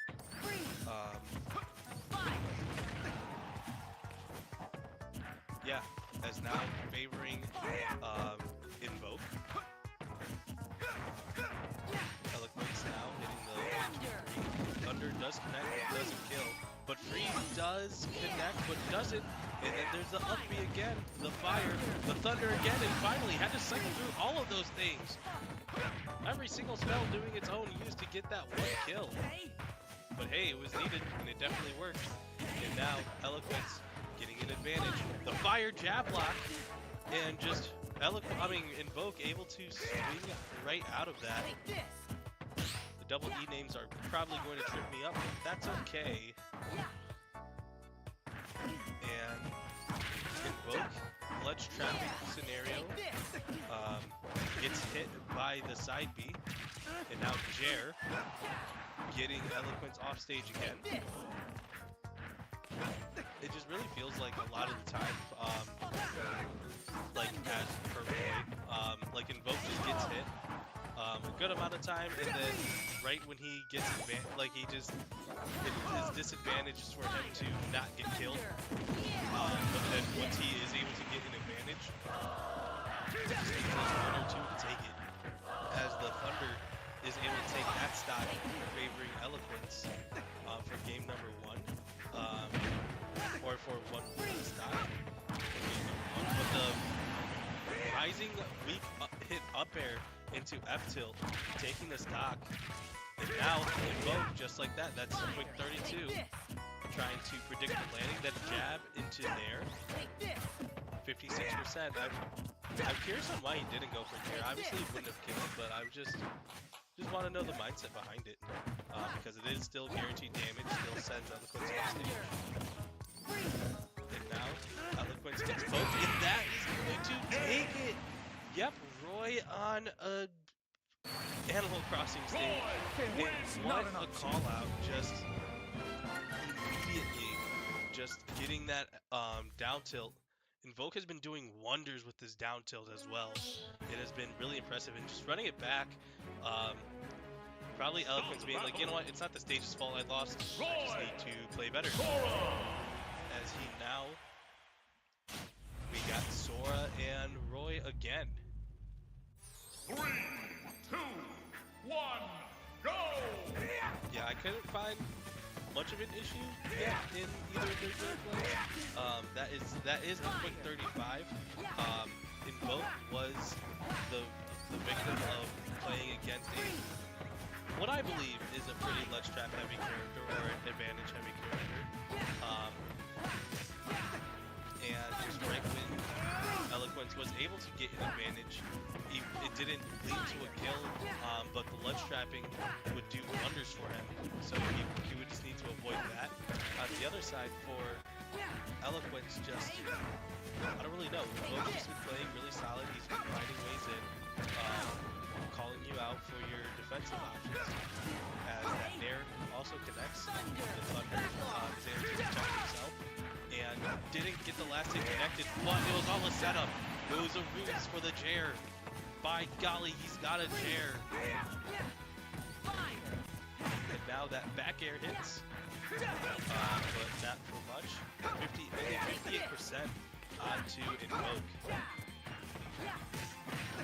Invoke, I don't think he has a extra jump, but still able to make it.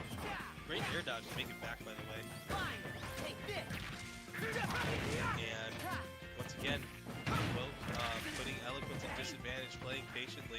I feel like it's the Fire Emblem thing, just playing, getting an advantage, and then just waiting to see what your opponent does to try to extend it even more. Well, that's also just Smash Ultimate. And that's also another Jair! By golly, another Jair! Now Eloquence having to take a breather, and then going for a quick combo, freezing the heck out of that up B. And then now that up B going to take it with no questions asked. And now Invoke has Eloquence in the corner, which I feel like most of the time Eloquence has been spending in one of the quarters on a stage like Smash Bros. So maybe trying to mix it up on a larger stage like Smackdown would probably help. And now that side B not going to take it yet. And Invoke just playing significantly more solid than he did in Game 1, figuring out what Eloquence is doing. That back air, great adaptation, and now it is a very, very quick turn. For Eloquence, this is it. You gotta adjust. You're down 0-2. Maybe is it the stage? Is it the constant pressure of you getting ledge trapped? Is it maybe just how you're playing and you need to adapt? Going to the stage, switching it to small battlefield. And then switching to Bowser Jr., especially to Iggy. If you know Eloquence, you know about this soul main, which is the Iggy. No matter how often he plays any other character, but mostly Sora, it just feels like the Iggy's inevitable. It will always go back to Iggy. Now down throw into Nair. Missing the down air though. Or gets the down air shielded. But the thing about Iggy, he is a worse character than Sora, but just once again, if you're comfortable with him, and that F smash didn't connect off of the, he was going through. Didn't connect from the, I forgot it had to. Anyways, that side B connects, and that is going to take it.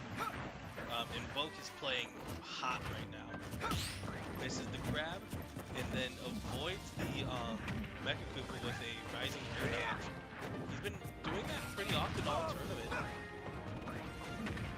And now getting hit with the from the back here, obviously the big hit though. Misses the Mecha Koopa, but then gets grabbed. Hits him with a little toy hammer, and then just says, "Okay, good luck recovering," which we did. And now Roy immediately 50%. And Eloquence just playing a bit too reactive, or maybe just the defensive options aren't working. Yes, neither characters have a guaranteed get out of jail free card like a snake or something. But still, you gotta mix it up. You gotta be able to land. And both just smothering him to the point that that can't even be an option. Mix-ups can't even be on the line because it's just Jair into trying to get that F smash read and then taking 53 because of it. And now down tilt, missing the F tilt though. But that up B does connect but doesn't kill. It's not ether. And now the up tilt just sour spots the whole way. And now there's the Nair. Going for the little lick. And the forward air not able to connect, but the tech makes him get hit by the up air. And now this is potentially Eloquence's last stock. He has to figure something out here.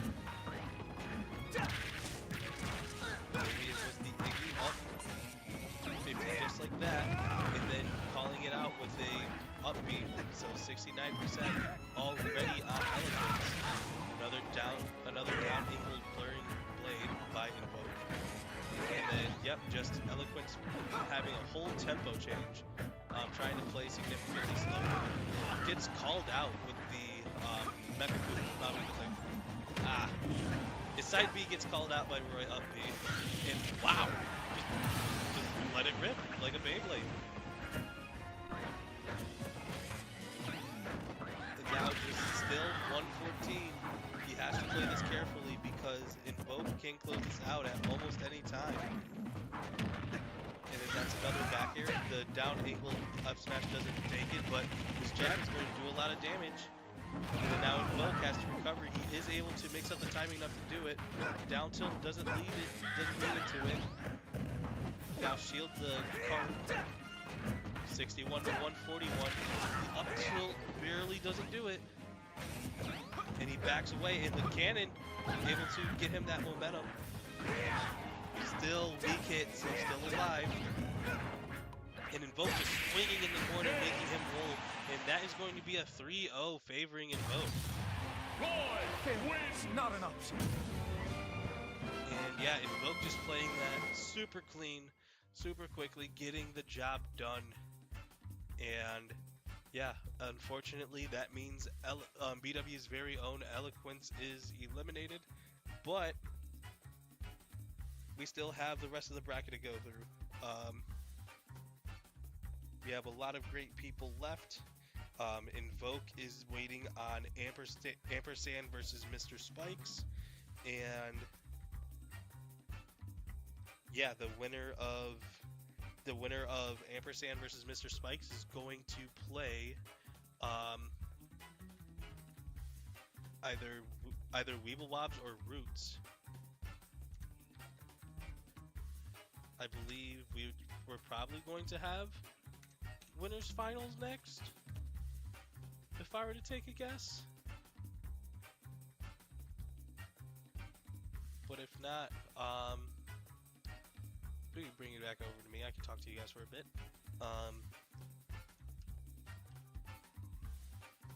But yeah, this has been a very good tournament so far, and it shows great practice for the BW players that are here, but not only that, just for everyone that's here. A lot of familiar faces, but just in general, a lot of faces, which means a lot of experience. They have a redemption bracket going on over there as well. They're all just having a great time. So if you want to check it out, once again, bi-weekly, so not next Saturday, but the Saturday after. Yeah, there will be another one of these. Yeah, unfortunately, Error's not here. I just realized I never got rid of the name. And as it looks like we are rolling into another game, we'll take the music-based pick with the Cynthia, which means we're going to PS2. And yep, this is going to be Weeblewobs versus Roots in winners finals. Yoshi. Snake. So yeah, Roots going through the bracket, eliminating Boss Chief and Invoke, which both of those games were on stream. And Weeblewobs just playing really solid. The likes of Nerfster ran a lot of work for Yoshi right now. And Roots just getting kind of out-camped by Yoshi, which isn't the craziest thing to say. Yoshi Egg does wonders. Yeah, if you could make Snake change up his gameplay, if you could make Roots just have to think just that much harder while playing Snake, that is any bit of advantage that you believe that you could use. On the other side for Roots, gotta figure out how to go in, or not how to go in, but how to make Weeblewobs feel uncomfortable to really go in. And even then, Yoshi's still a great character. And now, no one having the clear advantage on the score yet, but Weeblewobs is able to continually apply pressure, not leading to any stocks yet, but still, and Roots getting one of his grenades blown up right in his face, 174, and that up air is going to take it.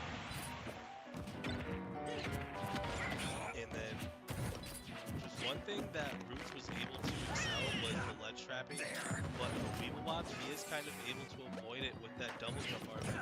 So I'm really curious to see how Roots is going to be able to adjust to that, as that up tilt then takes a stock.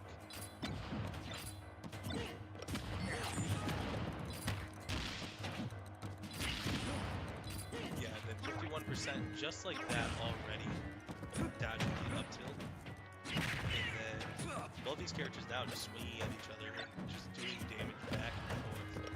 While yes, Weeblewop does have the lead, Roots just being able to control the stage. Just like I said, of making Weeblewop have to approach, he does a good way, but you made Yoshi approach and you fell for the maniacal upper. And now 62% on this stock, Roots is fresh stock, and 2 up airs for his troubles. Nothing too much yet. And also just a good property about Yoshi's shield. It's impossible to shield poke Yoshi, which makes it easier to break, but it's still a shield. And on top of that,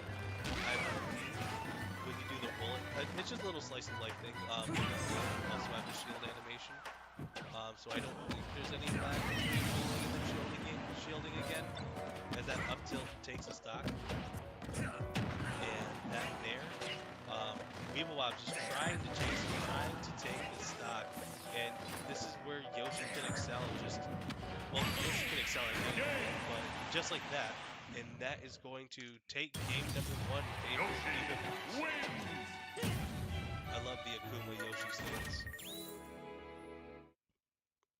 But yeah, while it looked really dominant for Weeblewobs in the beginning, Roots, it looked like Roots was able to figure out how to make Yoshi approach. Because yeah, you don't want to be, if your game plan is about camping, the last thing you want is to be out camped. And then Roots was like, Weeblewobs was like, well, Start the battle. I didn't, and then you died anyways. So right back obviously running back the same characters. I don't believe they changed the stage. They did change the stage. So this is Smashville, and yeah, that's right. This is prime time for I don't know the character. I think it's KK Slider. But yeah, it looks like they're setting up for a KK Slider performance. So if you play Smash Brothers at around 9 p.m., there should be a little dog singing for everyone. I think every Saturday or every other Saturday. But that C4 able to blow up and even up the damage, but not for long, as Roots now taking the lead. Not for too long for that either. These C4s and grenades have been helping out both characters really. And does it down to be right on top of a grenade. Which yes, gets rid of the grenade, but you take the damage for it. And these up tilts getting dangerously close. None of them connecting, but Weeblewobs with a heavy punish, 157 already. Or 157 seemingly out of nowhere with the 2 egg lays into a down air.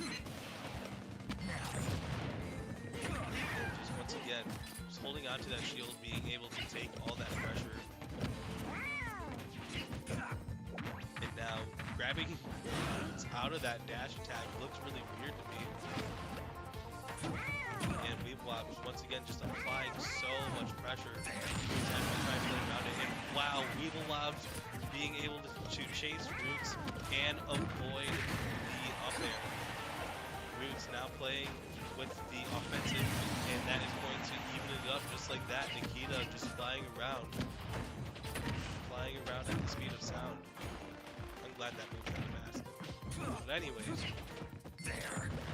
Weeblewobs in a bit of a deficit right now, but that's not anything that Yoshi can't come back from with the forward air. It's a nair connection. Roots trying to figure out what to do, and Snake decided to grow a pair of wings apparently, because he just flew out of there. Looked a bit like Yoshi double jump. And now just egg. Stop setting up. I don't want it. And that is like a good deterrent. It's the same idea as, at least to me, of like Cloud even the limit one. They're just like, hey, stop that, stay over there. If you want to stay over there, we don't need to interact, but don't stop me. And that C4 finally connecting, that is going to be a lead in Root's favor.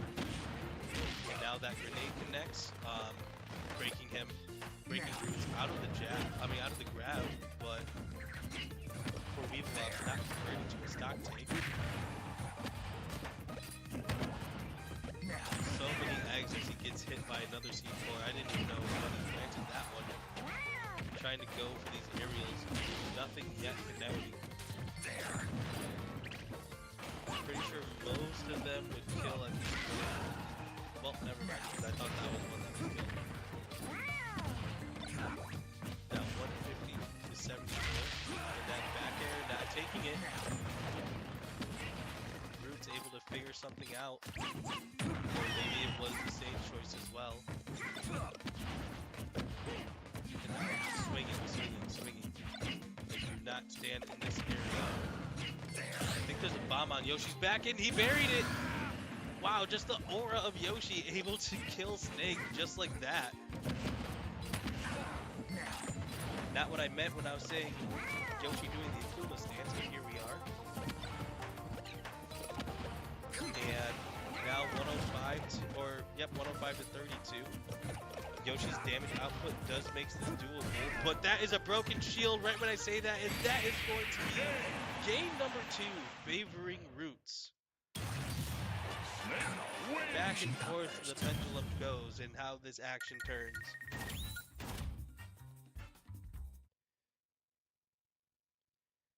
And now, game number 3. Once again, these are best 3 out of 5. To update you in losers bracket, Ampersand beat Mr. Spikes 3-1. So now the top 4, or the top 4 are Weevilov, Roots, Invoke, and Ampersand, Eloquence, and Mr. Spikes out at 5th, and Randor and Boss Chief out at 7th. So pretty good top 8. Not done yet, of course. As that egg not able to translate to the down air because of the grenade, and it looked like Roots was able to figure something out. Root throwing the kitchen sink at him right now. He's just playing really well, really solid. Not taking away from either of these players because both of them have been playing great and are great players. And now that is 80. Gets the roll read. Not able to take it though, but still able to pressure him and gets the read with that up smash. Also doesn't take it. Egg doing more damage but not breaking the cipher. The up air 128 just like that. And then now there's going to be a down throw into up tilt situation. Great job for Roots recognizing the and now up air. Nothing as flies as far as he can. He's soaring, he's flying. There's not a blast zone that he can't reach, or not a top blast zone. But 62% just like that. Great job by Roots to not only stay alive, but to allow the projectiles to kind of play the game for him. Now 183. Weevilov needs to figure something out.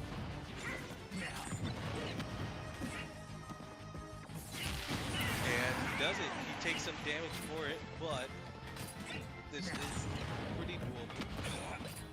Once again.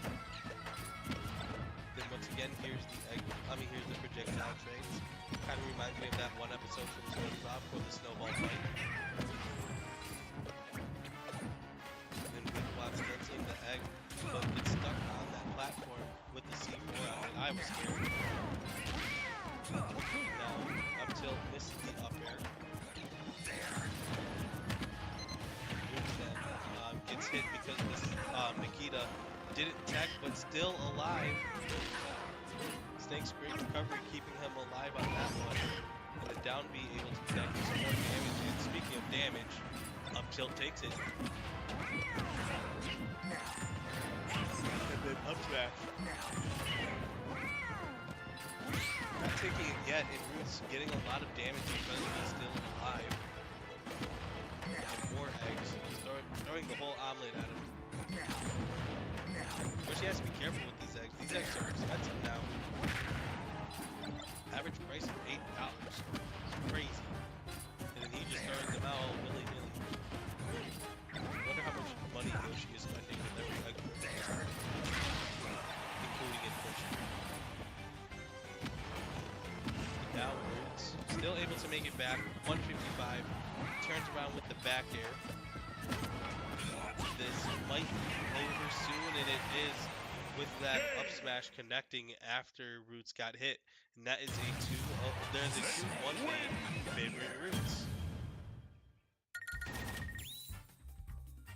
Roots really doing well right now and just trying to keep up with the momentum that he already has. Start battle. And I wouldn't expect a character swap. I am also curious how the Samus matchup goes for Samus Snake. But either way, we've watched sticking with the original one. The Yoshi switching to blue. Maybe the egg colors look more on. Not even to knock it. Last time, it's ampersand. And now the dash attack. Getting nothing else after it though. And now Weevil Wild with the jab reset, the F smash, not able to take it. Once again, trying to figure out how to get him in disadvantage. Great option coverage and just went for it again. Wow. I like the guts on this kid. This guy is over. But anyways, 132. Nothing too much going on. Yeah, that up tilt is something that goes on, and that is going to take the stock.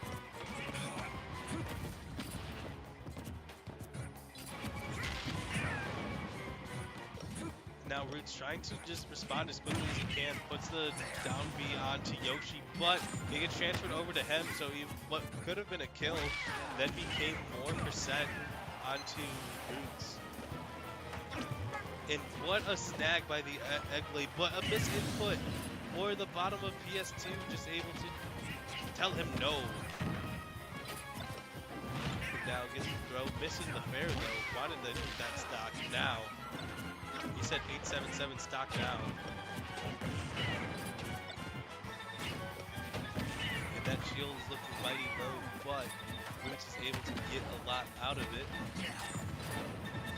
And gets hit by the back there. Still alive.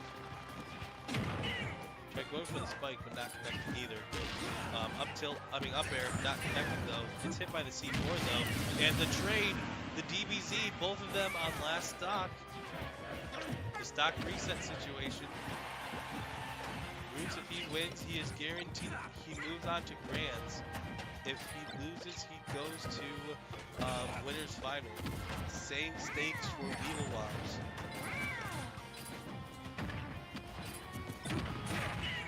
As the now Roots with the early control, the Weevil Wives able to fight back. Roots though has him in the corner. Weevil Wives just kind of holding his ground, being like, you know what, I don't have a lot of space, but the space that I do have, I will control it. And then there's the egg blade again into up B, into up air, not taking it though. And then that up air does take it, and we have a game 5. Yoshi wins. Weevil Wob just loves being down. He knows he's on stream. He wants the content. He wants it.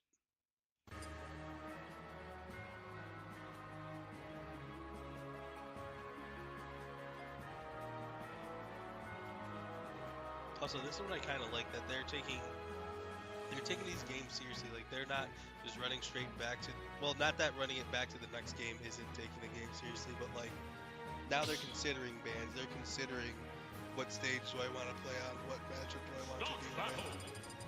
Snake Yoshi.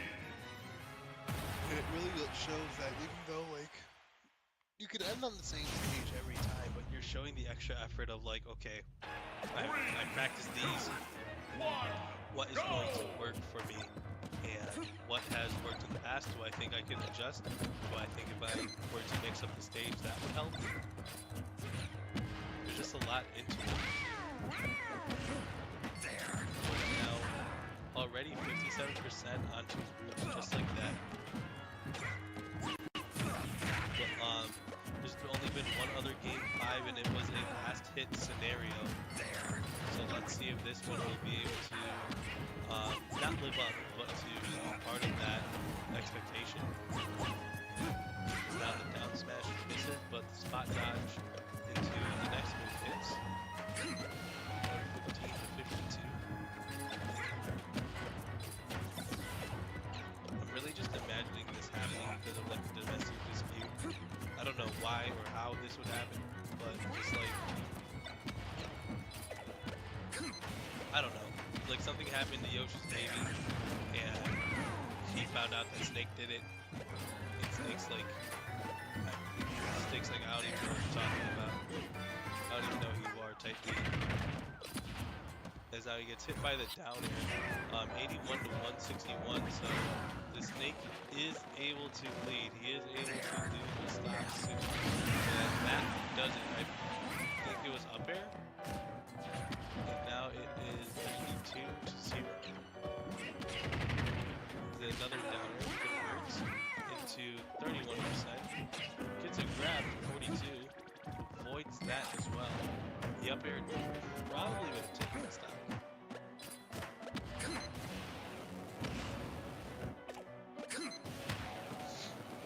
And now Rob's just running straight back and then hitting the up smash. And then hitting the forward air, and that is going to take it. And now this is 3-1 favoring Weeblewobs all of a sudden. And now Roots making it a bit more close. He's like, hey, I'm not done yet. What the heck is the scoreboard? I'm Snake. This is the C4, but still takes 30 because of it. Weeblewobs doing 80 right now.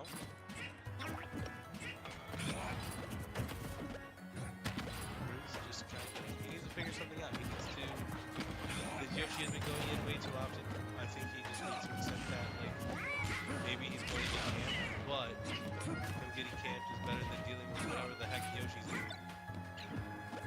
Because the way that Weeblewobs is playing right now is really good, really solid. And he's not punished there, just to get that F tilt.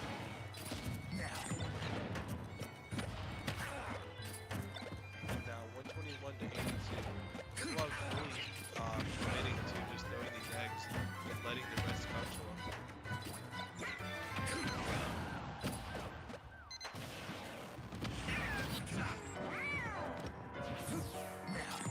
Once again, 158. Sorry for the silence, guys.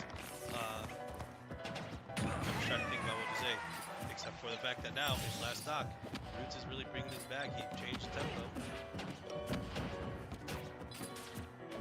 Now, Roots having to recover, almost getting hit by that Yoshi F smash. Roots now having to play perfectly. He can't get hit one more time, or else his stock is probably forfeit for most of Yoshi's moves. Weeblewobs throwing out his moves. And Roots, once again, just playing patiently. He's going to stay in the corner. Excuse me.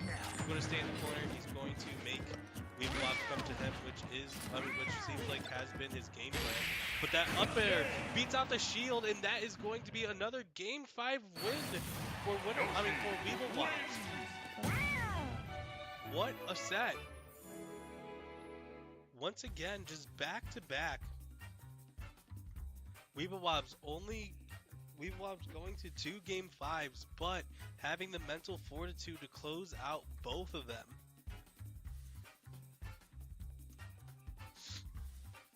As now, Weeblewobs guaranteed top 2. So either way, he's going to get a handsome pay for money. as now we are going to set up for the next game, which now we're only down to losers semis, and then loser final, then grands.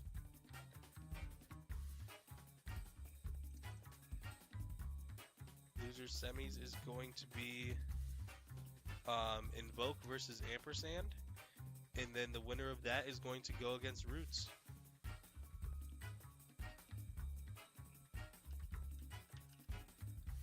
Once again, we've seen Invoke and Ampersand play on stream before.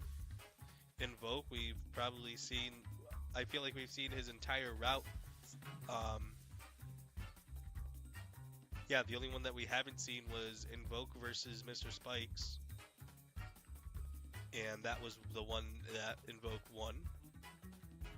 And for Ampersand, the only one that we saw from him was his Game 5 set against Weeblewobs. And both players kind of running into the similar players as well. Invoke having to play Roots, or yeah, Invoke playing Roots in Lost. Ampersand losing to Weeblewobs. But Ampersand and Invoke both playing Eloquence. Ampersand and Invoke both won. And they both also played Mr. Spikes. Ampersand 3-1 Mr. Spikes to get here, and Invoke lost to Mr. Spikes 3-1 to get to losers. Squad strike. And now it looks like they're doing a squad strike? I don't know if this is real or just a test.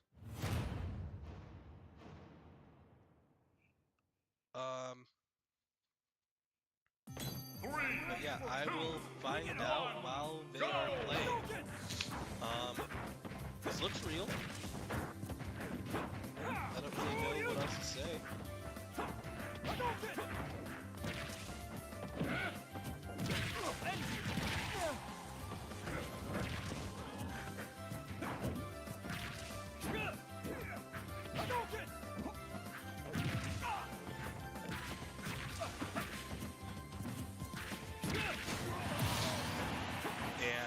Look down for 2 seconds, look back up.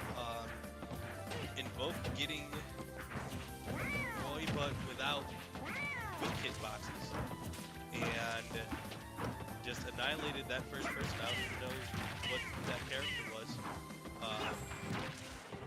We've already been seeing a lot of Yoshis this tournament, so why not one more?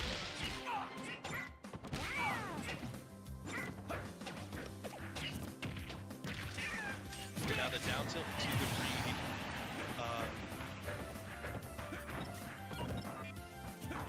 And I still don't really have a confirmation if this is really real or not.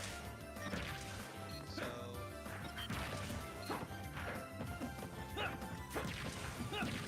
but gets the downer, doesn't connect though, and then the down smash, the forward smash though.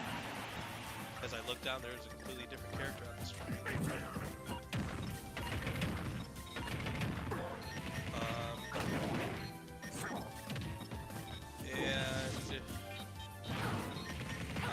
Looks like they're playing it out like it's a real one, so I'll treat it like a real one, I guess. What a way for this stream to go for the first edition of this tournament. The up smash not connecting, but the back air is. And then Game & Watch is, I don't really think Game & Watch is a good character to get on Squad Strike, because you only get one stock of Game & Watch. And that's kind of the reason why. We could just kind of explode. That was a pretty quick 1-0 for Invoke. Yeah, I guess they're just doing Squad Strike. Squad strike. And yep, all random.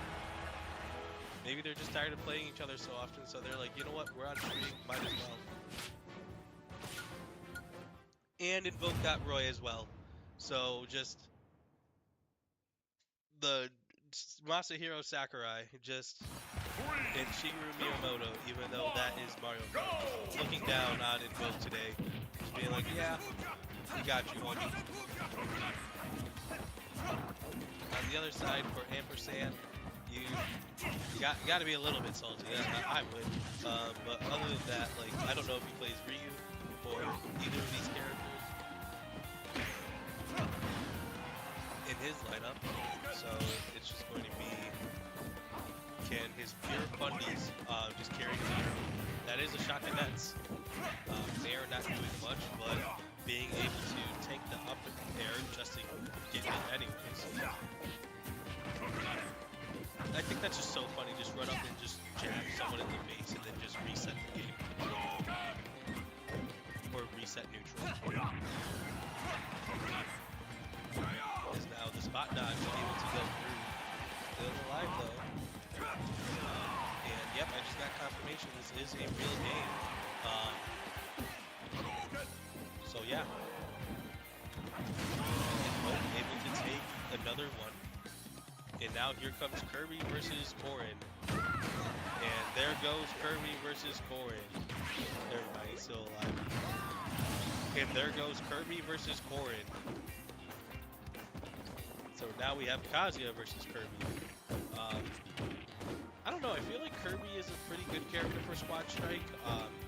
He would just cheese the heck out of you. Kind of like what Ampersand is going through. Also, Invoke trying to argue. I wonder if Invoke has ever played Kazuya.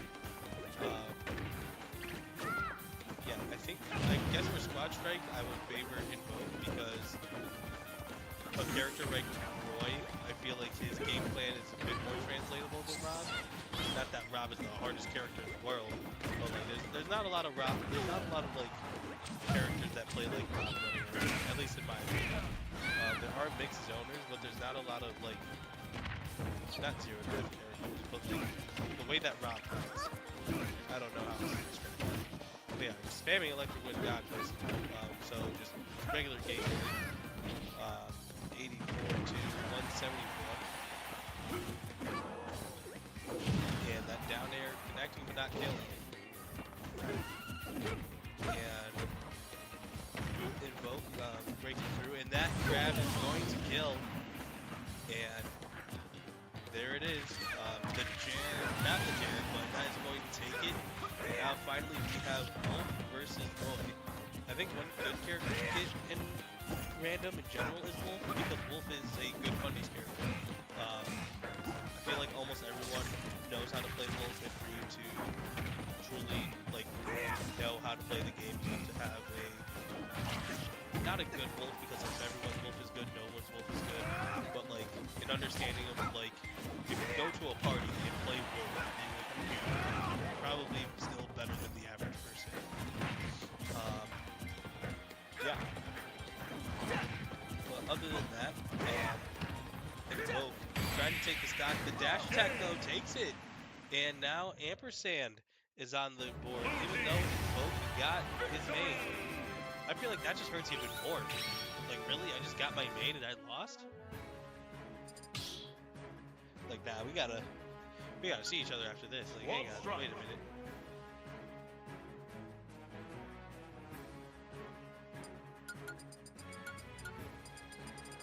So yeah, I definitely didn't think Loser Semi was going to go like this. I was actually kind of excited. Oh, yes! Ike mentioned!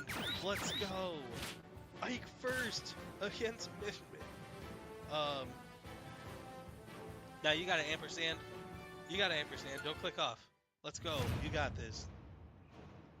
So what you need to do for this matchup, quick draw does wonders.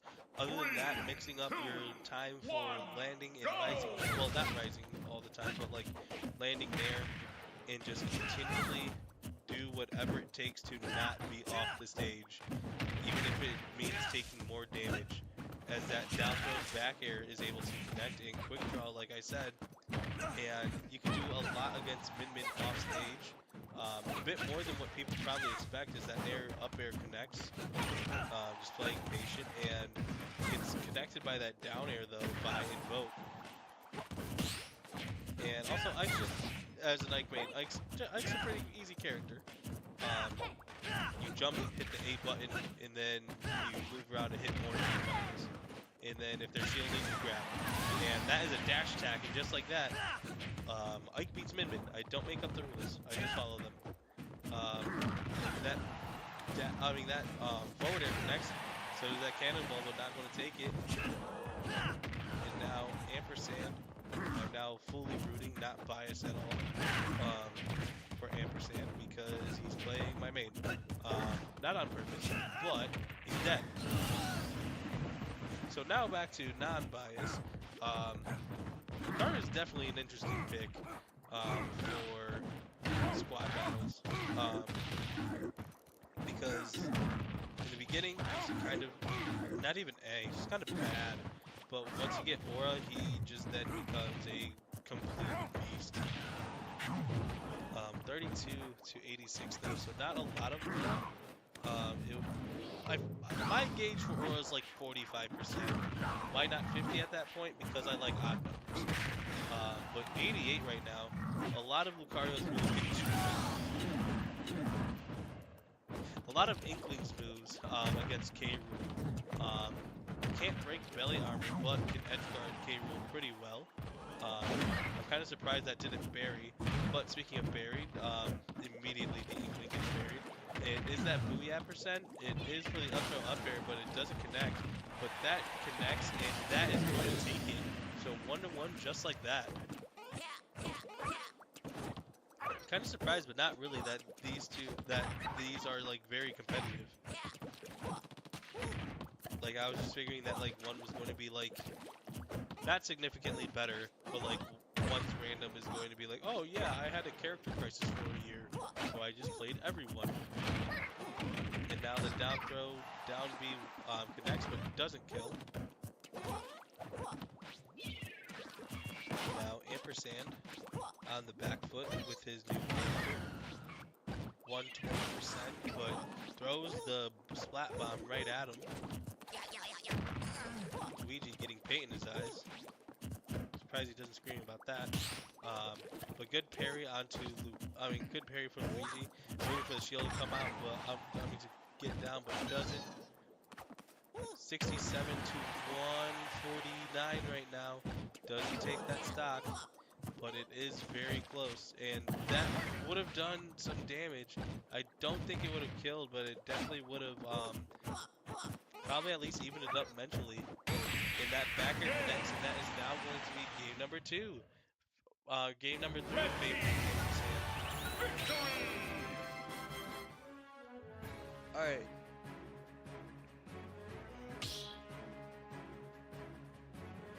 Of course, Ampersand won. He was playing Ike.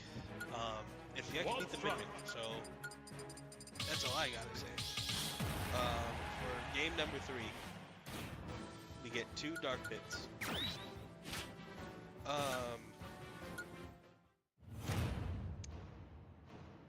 This is a game. And it's on Spring Stadium. As I hear them popping off over Spring Stadium and back. So then down throw, misses the forward air, but the air comes out. Down tilt, back air misses. And now another down throw, misses the back air for that one though. Ampersand is showing that a lot of skills from Ike to Ridley are transferable. But down throw, back air isn't. And now the nair connects. Nothing too much after that. Up air by Dark Pit. I think between these two characters, I would much rather get Dark Pit. Because I really like playing Dark Pit. I don't like playing, or I don't know. I don't have but I do have the feelings towards forward air as that move kills. Now we have the Dark Pit Ditto. And I don't really know what to expect out of these two players. I don't see them too often. They are 2 really good players that I respect and love their game plan. So, yeah, I'm glad they're having fun with it. So, just like that, Folks Pit showing that he is the better one. Now, Ampersand, make a stand. Show that your bid is better.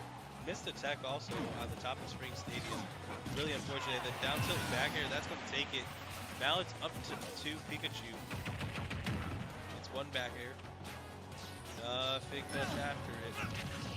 And now here comes Invoke.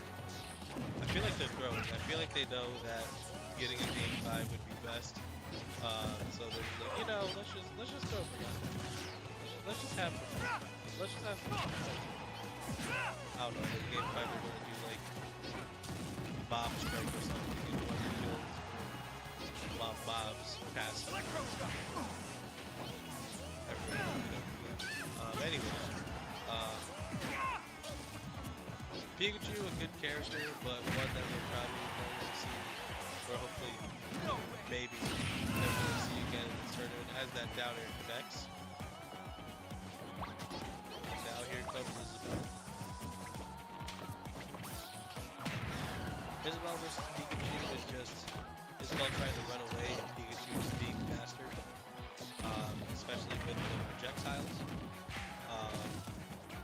And yeah, already almost got lightning boost. One misses again. And then just goes for the back here. He's like, you know what, whatever, I'll just go for what I got. And now Invoke. Kind of just playing the game however he wants to, taking a lot of risks the whole time. And for Sam, looks like he's figured something out. Or maybe the matchup is that bad, I don't really know. Yeah, missing the stop sign. And that just killed. Alright, so now we have game number 5.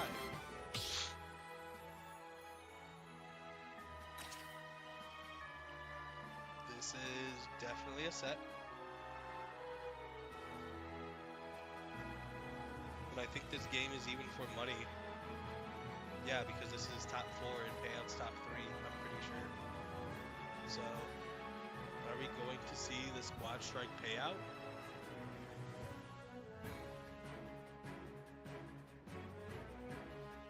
Did I potentially get the score wrong?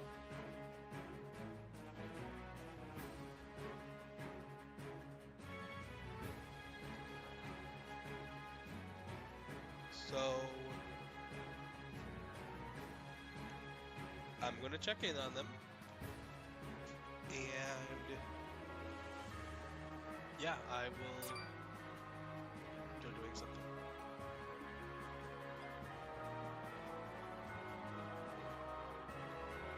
It looks like that they might be doing one last Squad Strike.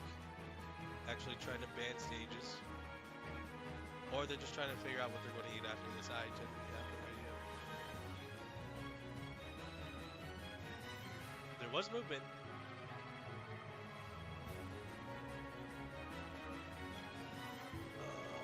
Alright, I am going to, or we are going to take a short break then, and we will be, nope. No, we won't. Yep. I think I did have the score right, and they're just like, you know what? Let's just play one more. Let's play an actual game.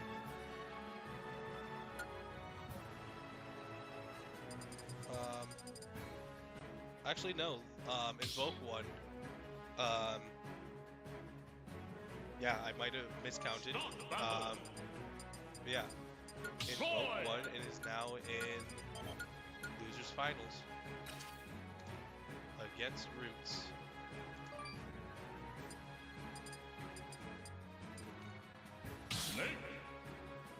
So that was fun while it lasted. I'm glad I got to see Ike gameplay. And now for the next time we can see that, I need to actually participate and lock in. But speaking of locking in, Roots now has Invoke now has the challenge of trying to figure out how to get from whatever he just got done playing to now play against Roots. I'm pretty sure this was a match that happened.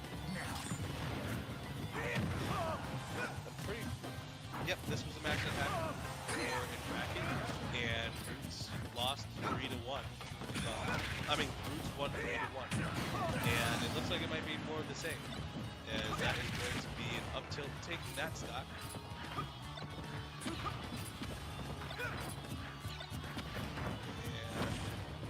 And yep, just holding on to shield, just saying, nope, whatever you do, I'm going to hold on and I'm going to wait for the grenade.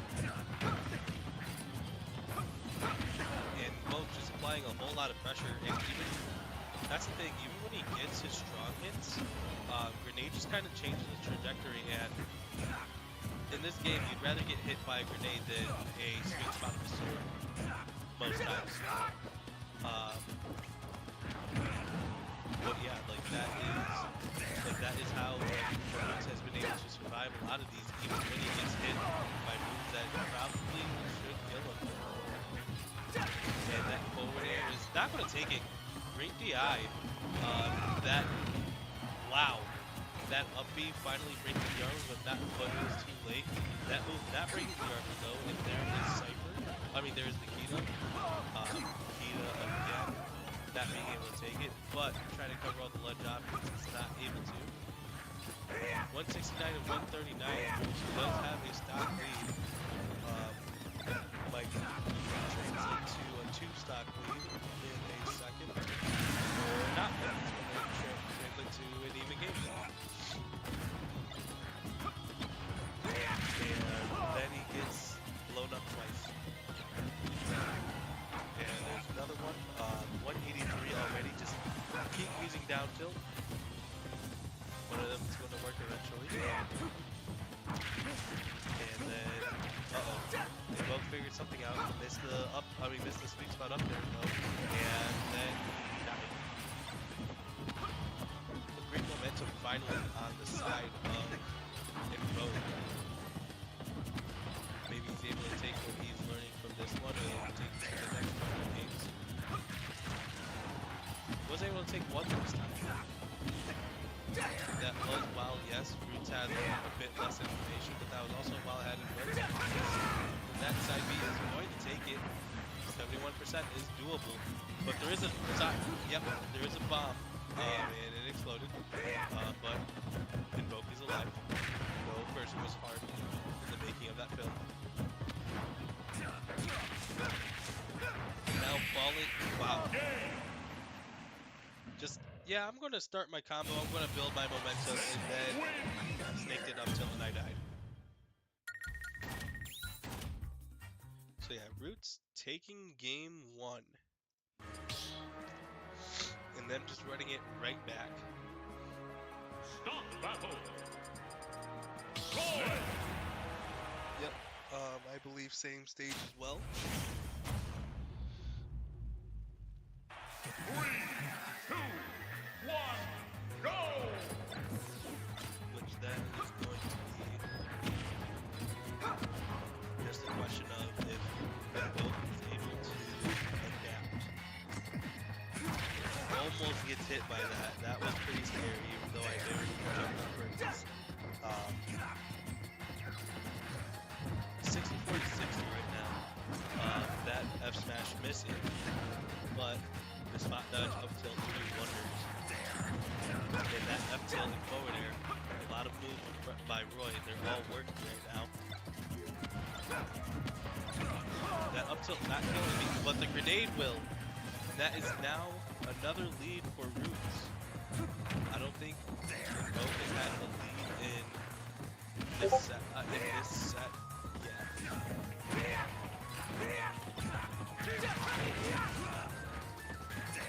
And then gets hit by another C4. And that's next, just making sure that Invoke respects Roots' space. And jabbing this back here. Not a Jair though, but still able to connect it. Once again, 71%, not too bad. It's pretty bad, but it's not unwinnable. Especially against Snake. 82, just like that. What? 50. 59. 82. It's already brought, Invoke already brought Roots all the way back to the set that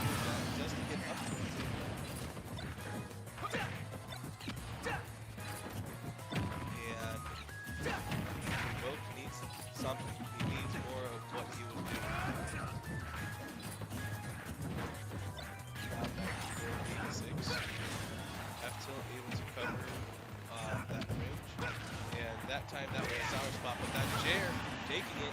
Last stock once again. But these players have been playing each other pretty tight.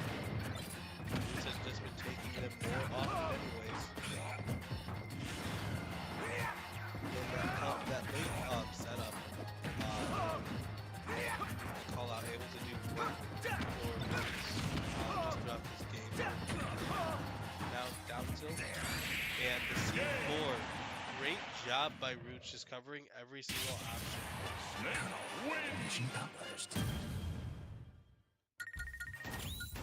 And now we have game 3.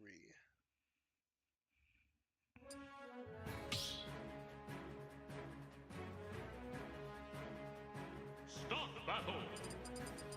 Snake. So yeah, this looks like, Boy. for now, I could be wrong.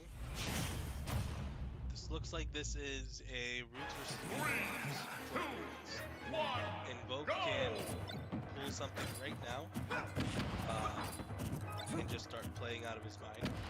But for now, it looks like it. It looks like it is all Roots.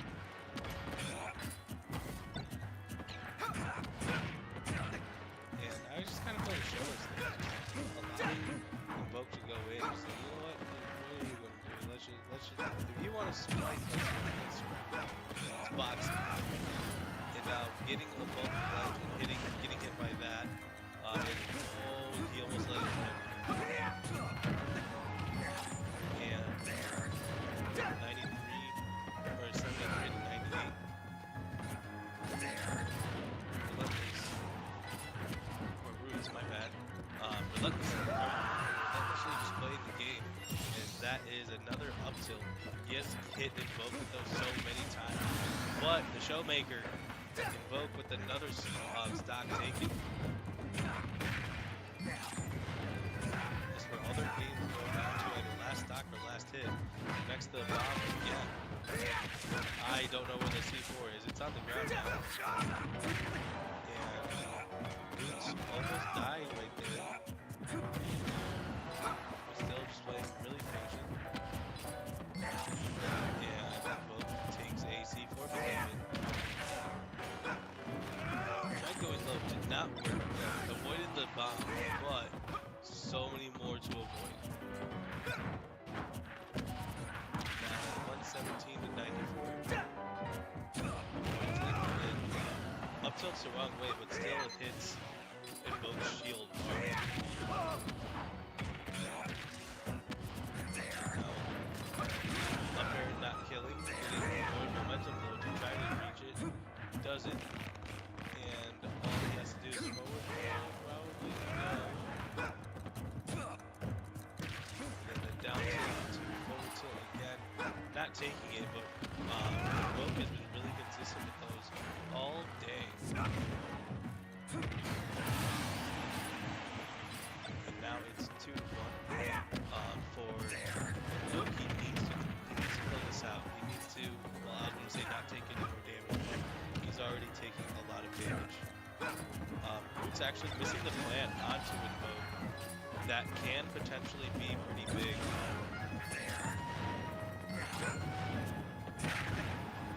And that forward air connects, but just like what happened last time, it hit the stage, did not spike. And wow, just armored right through. And not even armored through that one. That is going to be a 3-0 favoring Roots.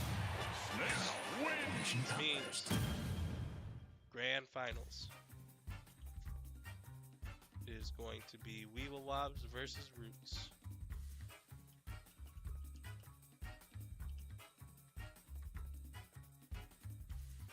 I don't think we've seen this matchup yet, but both of these players had, or yes, we did. That was the 3-2. These games are going to be good, so you don't go anywhere.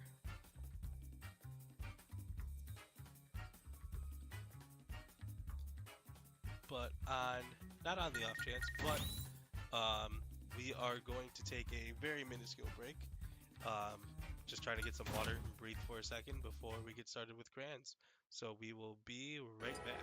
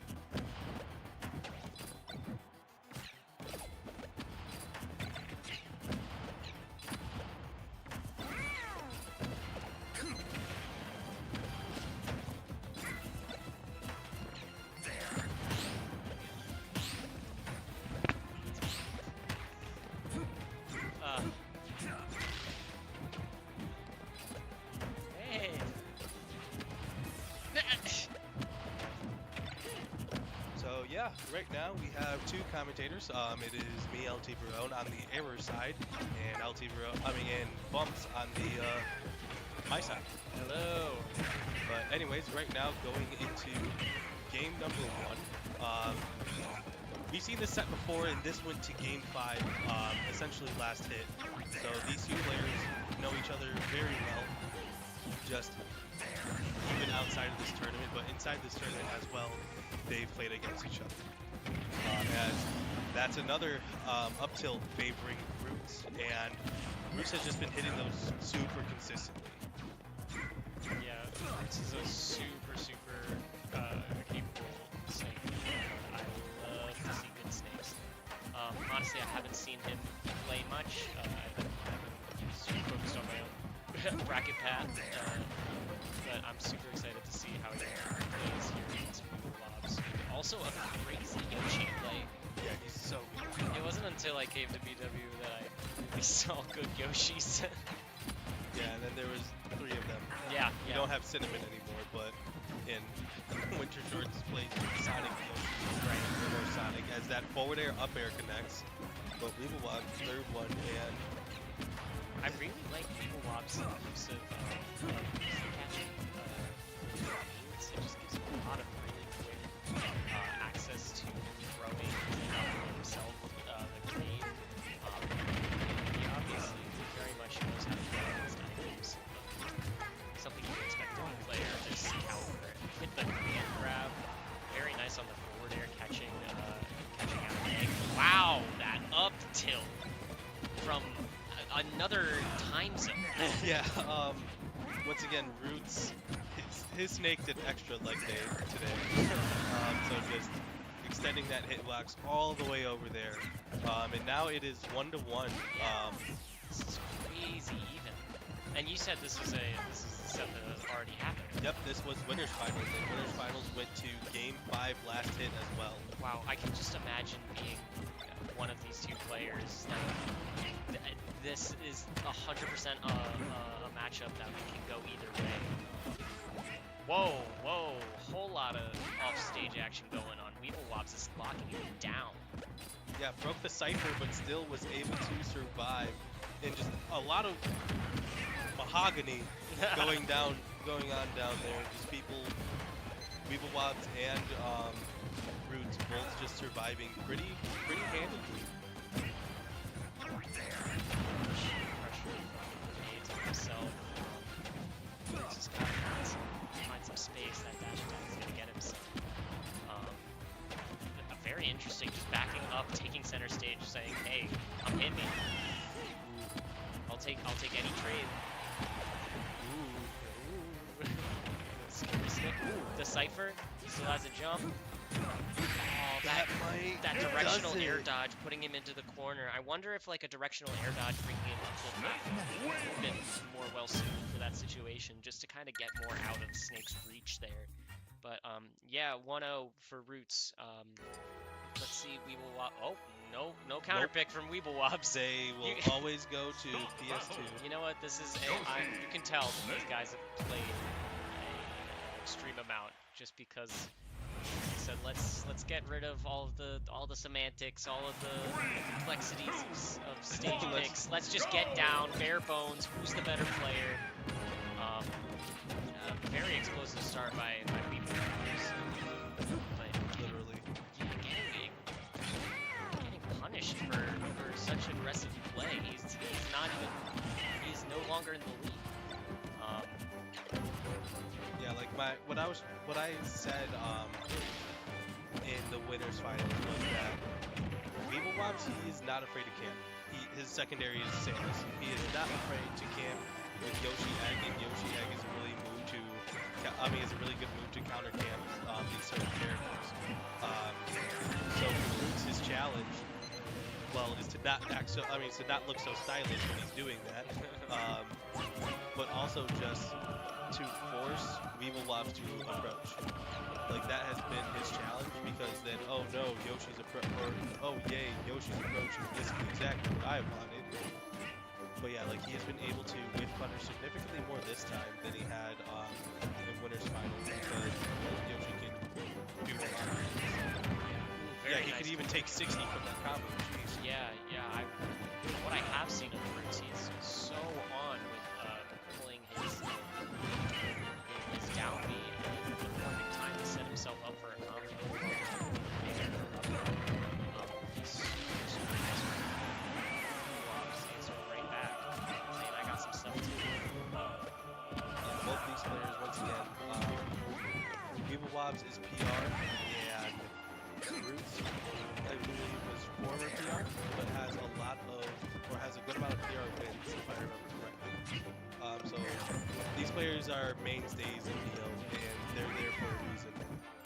As that up tilt connects, and that is going to be another big lead for Weevil, for Roots. I really like the idea of the egg up if Roots is playing more passive, but he was already going in with the dash attack. He was just going to press that up to regardless of where that egg was going. Yep. Yeah, that up smash connecting with grenade and an easy 50% off of it. Roots has got it down on lock. Jumping away from that up air, Yoshi is such a strong juggler.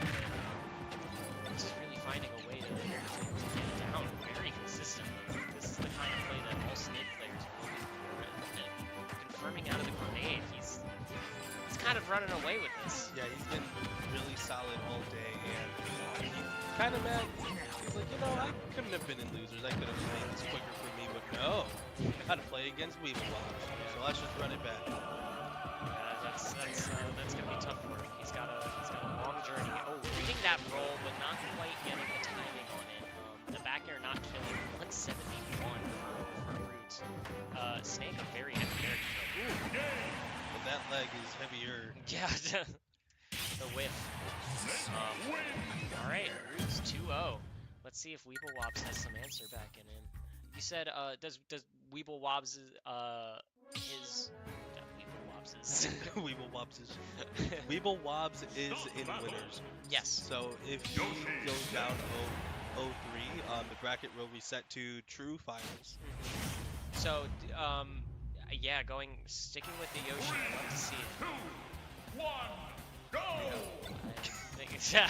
No, because I a little bit of me expected a switch off into Samus, but then I remembered that Heart Shot got eaten by grenades. There's not much the Samus can do as much against snakes. Yeah. And I think Weeble Wobs has it in it to take at least a set on the Roots here. So if not this one, this might be an information game. But you can see him playing a lot more passive, playing super floaty around Roots. He just wants information. Bracket goes What a spot for sure. yeah. Or he hasn't given up yet. He's still got a lot of fight. He's not taking any of these trades that Roots is asking him to take. Yeah, just kind of like Roots is just sitting there like, ooh, I'm combo food, hit me. And then Weevil Wobs initially in this grand final was like, yeah, I'll hit you, and then he'll take grenade. And then now he's like, nope, I will stay over here. And ow! So much damage from it, and just like that, like they're both essentially at the same percent because of weight. Unless he gets. Oh, I'm so sorry, to see Roots. it. I don't know what I do. Bounced off that edge. You can see it. I think Bob's is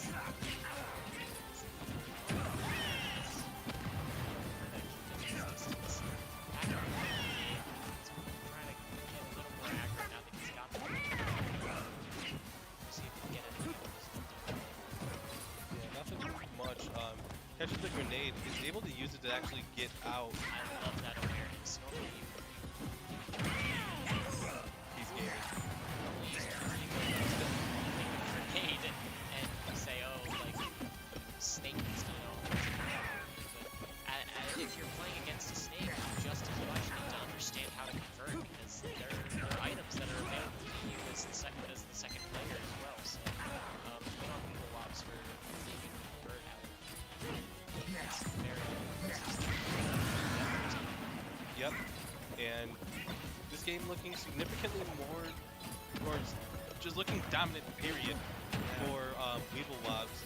just able to be like, I will stay back, and you will approach me, and then we do something. And Snake, as great of a character he is, approaching is not his strong suit.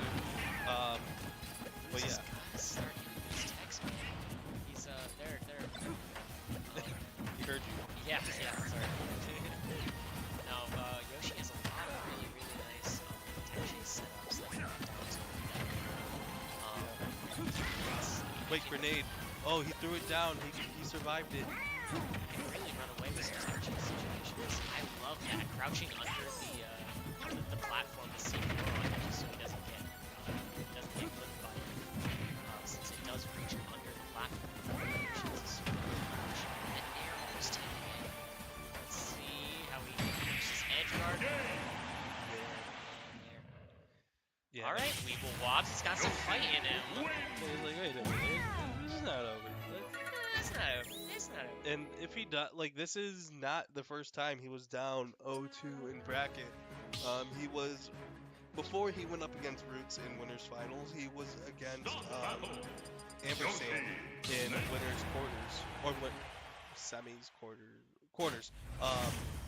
And he was down 0-2 against Ampersand's Rob. And then he was like, you know, I had the wrong skin. And then he won 3 games in a row with the purple skin. That's crazy. Yeah, Sam actually.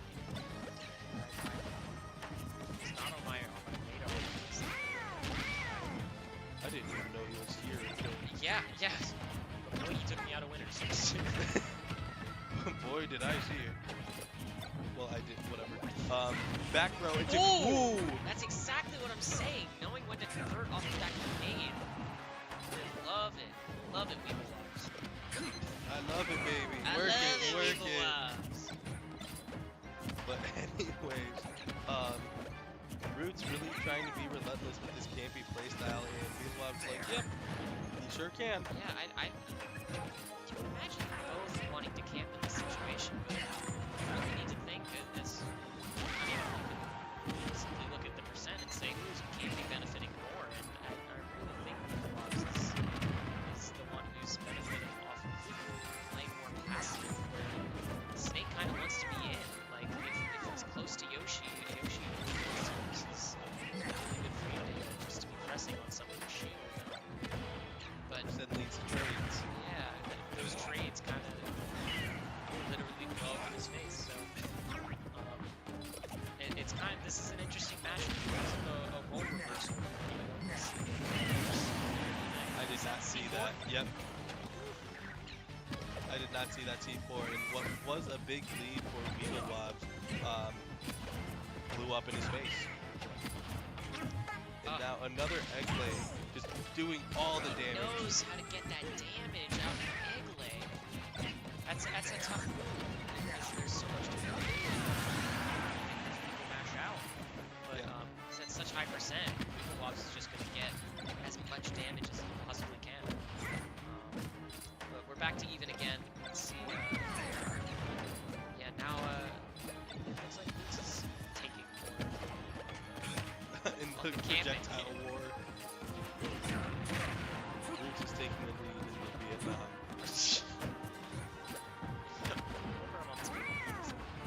I'm so tired. I'm losing my inhibitions.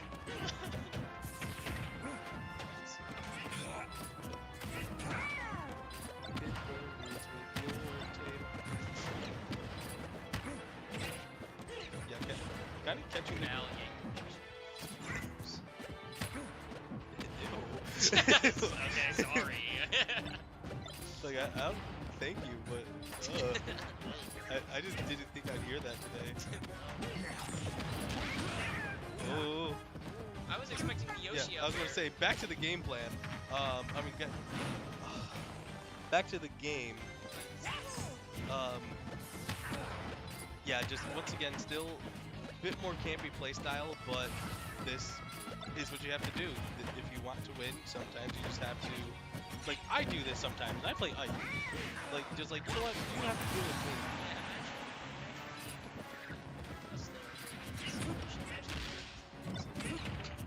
Like, how do you deal with a snake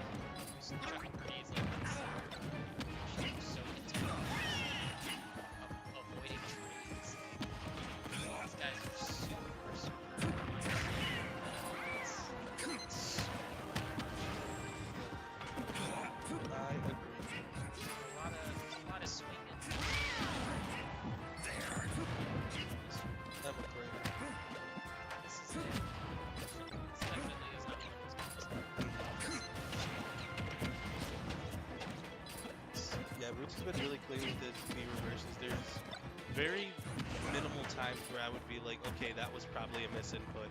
Yeah, it's warm. And his legs are warm too. Yeah, I mean, hey, it's still 100%. I was just trying to throw in some things so it's sure. There I am. Player is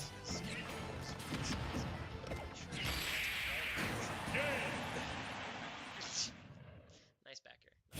That's right. Yoshi So, 2-2.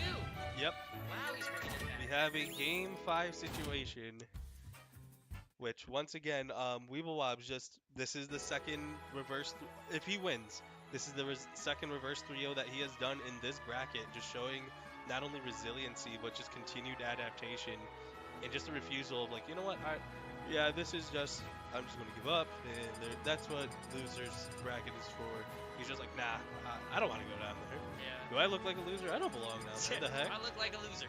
Like, that's not my bracket. They finally changed the stage. Wow. It took them 10 games to Stop change the battle. stage. Yoshi And now we're going to town, which Bruce is... does not want to lose this game. He's getting more flashbacks. Yeah. This already happened to me once today. I'm never showing up to a Stinger Smackdown in Smackdown again if I lose this. And there is KK Slider with the performance as well. Yes. Putting on the concert for what could potentially be the final game. See what we're saying. I wish I could hear him. That's, whatever.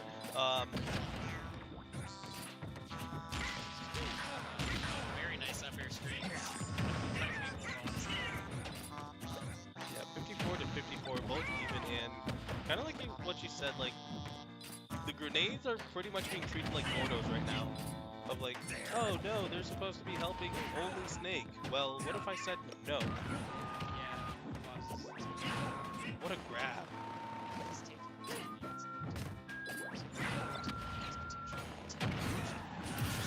very nice narrow stage catching the Cypher.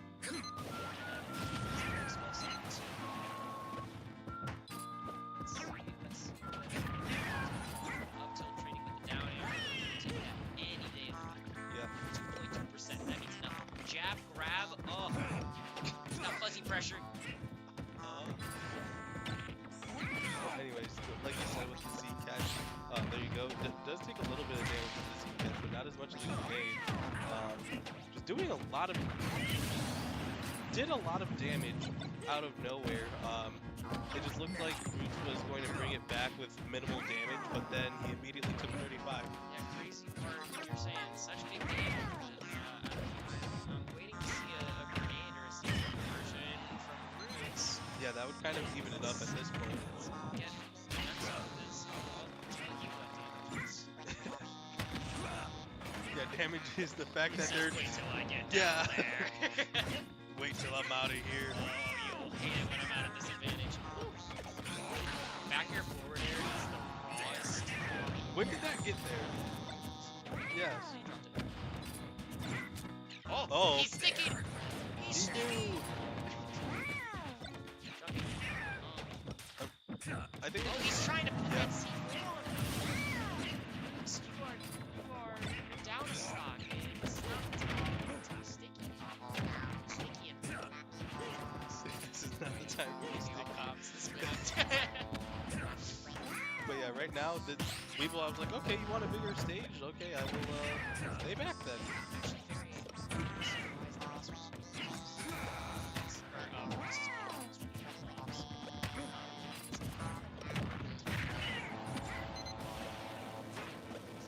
I feel like when I imagine going up against the Snake, it seemed like a lot of moves that can go top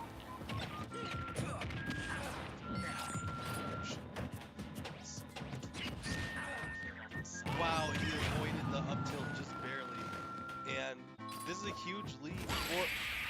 Wow! Raw down smash! Yeah, just the raw call out, and that is going to be a reverse 3-0 again.